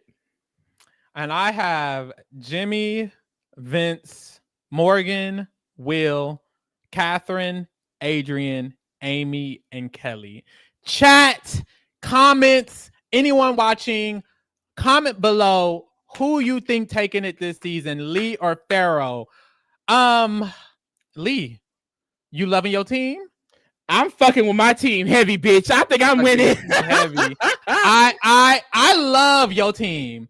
I love your team. I think my team got some diverse options. You got the smalls. I got the talls. I do think you got the talls and I got the smalls. But I think I have options. I think I have, if the winner is the strategic mastermind gay, you got it. If the winner is the old man, you got, I think I have diverse options. So much I got the personality hires. Just everybody saying Lee is taking it, Lee is taking it, Lee is taking it, Lee is taking it, Lee is taking it, honey. Lee is taking it, honey. Honestly, with Ashley, Mickey, and Keanu, with that first row, you better be taking it. First row nasty. I better be. You better be taking it, honey. They better not be out back to back to back to back to back. You better be taking it, okay, honey. y'all. Who is giving first boots? Who is the first boot of the season? And you know what's crazy? Usually our first boots are high picks. They are not usually the bottom four. They honestly, I don't think they've ever really been it's rare when the first boots are actually the bottom four. Adrian, someone said Amy, Adrian, Riley. Adrian. Unfortunately, I hope it's Riley. Let's get him out of here. I hope it's Riley or Kelly for sure. Hopefully this season we're accurate. And the top row is the top six because Morgan, Keanu, Mickey, and Ashley actually making the far. I need that. Like, hopefully this season we actually have the top rows eating it up because I don't need to see Kelly or Riley or Lauren or. I'm seeing a lot of Adrian's, Kelly's, Amy's, and Riley's. I see that. I see that for all of them. Ava is someone who I think could end up in that top area. If it's like anything like last season, it'll be Zach or Zay. If it's anything like last season, if we get a Angela HOH, but that would only be like Amy. I can see Amy winning HOH and just putting up two boys, two strong men. But very particular things that would have to happen. We gonna see, child. Who do we think the showmances are gonna be? Because the available options. I mean, a few people are single, but I'm kind of going based off of like the younger eligible bachelors in the cast. Let me see. Someone make a post. I think. Oh, look, BB Feeds Fairy. They tweeted the people who are single: Ashley, Amy, Catherine, Lauren, Mickey, Morgan, Adrian, Keanu, Riley, Zach, and Zay. If I'm thinking of a boy, The only boys I can see in the showman would be Keanu, Zach, and Zay. Riley and Adrian. I don't know. Unless we get another Corey in America situation for Adrian, that would be kind of campy. That would be. So if we're going off Keanu, Zach, and Zay, I mean, I only see them being interested in the Lauren or Catherine. Yes, I still think Keanu and I'm so used. I think Keanu and Amy are locking in. I still hold that sentiment that Keanu and Amy are going to end up in the show. Girl, bye. The girl was saying Zach and Kat. I was thinking Zach and Lauren. I'm thinking Zach and Kat. I think he seems like he would like a blonde. I think Zay and Lauren potentially, if they all end up in one, I could see Zay and Lauren and Zach and Catherine. I see Zach liking blondes. We'll see though. Zach would look cuter with Lauren though. He would, but I don't think he would like that. I think he would like a blonde. Also, Zach is 27. Not that niggas care about age, but he's closer to Catherine by 1 year than he is Lauren. So maybe it would make more sense, but I don't know. I don't think he'll care, and I don't think they'll care. But him and Lauren will be cute, but I could see him with Catherine. I definitely could see him with Catherine if he's now flirty. When Zay gag us and get with Ashley. I can see Zay not getting with Ashley. I can see Zay getting with Lauren or Catherine as well, and I genuinely think Keanu's getting with Amy. Whatever. It's very clear who's always the viable options. The options for sure. It's not Ashley. Annoying. I don't. It doesn't even make any sense, but we'll let it slide. It doesn't, and they didn't really give Ashley an option because Ashley did seem open to it. They didn't really give her, which they did give her options. Are you gonna want her? Are they gonna want her? Probably not. In the sense of like, they're not black. I mean, is Keanu? What's Keanu exactly? Well, let's think for Ashley. I feel like they don't even have to be black. We saw her friend group. We did see her friend group. It's always like I said, there's less showmances for a reason in the BIPOC era. And that's why I think Love Island is experiencing the reason why Love Island experienced what they did this season. Because they put so much POC in there. And for some reason, when you put a lot of POC in one conglomerate, the sparks don't start flying. And I wonder why that is. It don't be sparking. You know why that is. We know why that is. So it is very likely Catherine and Lauren will get in the showmans, if anyone does. Child. It is going to be 3 noms. The girls keep mentioning 3 noms. That will be very interesting. I wonder how that'll shake things up and change things and get more people on the block or less people. Because if, let's say, someone who does want to put up the men win the first HOH, Zach, Zay, and Keanu could all be nominated because they all the big men. It could be something like that. So we could definitely get some interesting things. Not all my draft. Oh, you got all the strong men. You ain't that. That's what I'm saying. I think mine had a lot of random people from random places. Yours is a lot of archetypes. I'm getting a bunch of chops on your side, sister. Potentially. that is a heavy potential as well. We gonna see though, girl. This we don't have no so Freaky Friday-ish. Like, what the fuck is about to happen this season? What the fuck? And we won't even get feeds until how many days in? 5 days in. 5 or 6 days in. Mickey HOH and Zach going home. Literally, there's 3. We're literally on the first day. They moved in today, and it's the 13th. Somebody already getting called Crazy Eyes. Someone's getting called Crazy Eyes. Somebody's nominated. It's getting down. It's going down basement, honey. So that'll be very interesting, y'all. Oh my God, we did the girls are asking, what are we gonna do with the 17th house guest? I always say, whoever loses the person, just to replace it with that person if they are a permanent house guest. I always kind of feel like neither should get them. Okay, we'll let the Kingdom have them. The Kingdom. Kingdom, you will have Rachel Riley. You will have Rachel Riley. And if you win, you get a point, and you'll also be able to beat Pharaoh. And you will also be tied. We will be tied already. Child, we'll see. We'll see what happens with the 17 house guests. I think Kingdom should get them, and we'll just go from there. Child, what do we do with Sari? Kingdom got him. Yeah, Kingdom got Sari. I think Kingdom got Sari. Yeah, because every time we pull up the draft, people will be like, "Where's Sari? Where's Sari? She wouldn't be there. We should just put her at the bottom and Kingdom at the bottom." But yeah, y'all. Damn, that was it. We did our motherfucking draft. We talked about the motherfucking cast. We talked about the 17th house guests. Get into it. We will be back. Ooh, this was a long one. I think this is our longest cast reaction, bitch. We got into some things tonight. We got into it, honey. Oh, we got into it. Make sure y'all are back on Thursday because we will be going live for the premiere of Big Brother. Of course, baby. We are going to be here all motherfucking season for Big Brother every Tuesday, every Thursday. We do go live. On Tuesdays, we go live. We do our recap of the week of the live feeds. We give y'all all the details of what's going on in the house, and then we do our player rating. And every Thursday we do our eviction breakdown. We talk about the eviction episodes, and we talk about why the person who went home went home. This season there's going to be a lot coming because we have occasionally recaps. We have different segments. Make sure you are here on the premiere because we will be explaining exactly what the fuck is going to be going down the rest of this season. But y'all better be here. Make sure y'all subscribe and like and all of that.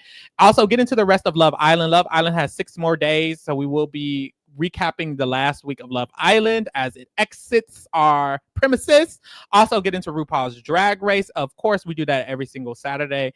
So yeah, be back on Thursday. We're finna start. We're finna get it going. We're finna get it done. If you are new here, baby, move over Love Island and enter over. Big Brother. And it's a Big Brother. If you're new here, of course, we have our Big Brother Rewind where we just recapped Big Brother 5. Get into that. We got into the live feeds of Big Brother 5. But also we have our Reality Rewind in December. We will be doing our season 3 Reality Rewind for one of these 10 shows. Make sure you click the link in the description and vote for one of these 10 shows for us to cover for our Reality Rewind. The shows are Bad Girls Club New Orleans, Real Housewives of Atlanta season 6, Flavor of Love season 1, Celebrity Big Brother UK season 17, Jersey Shore season 2, Big Brother Canada 5, America's Next Top Model Cycle 6, Vanderpump Rules season 1, Drag Race season 5, and Dance Mom season 4. Vote in the motherfucking description. Also, get into the Scripted Kingdom, baby. I did do my Brokeback Mountain review and reaction last week. I dropped my Elio review this week. Coming up soon, we have Superman. So make sure you get into our Superman and our superhero recaps because Fantastic Four is coming as well. Me and Lee going to see that shit this motherfucking week. So make sure you get into that shit or whatever, period. And thank you guys for keeping it real with the kingdom.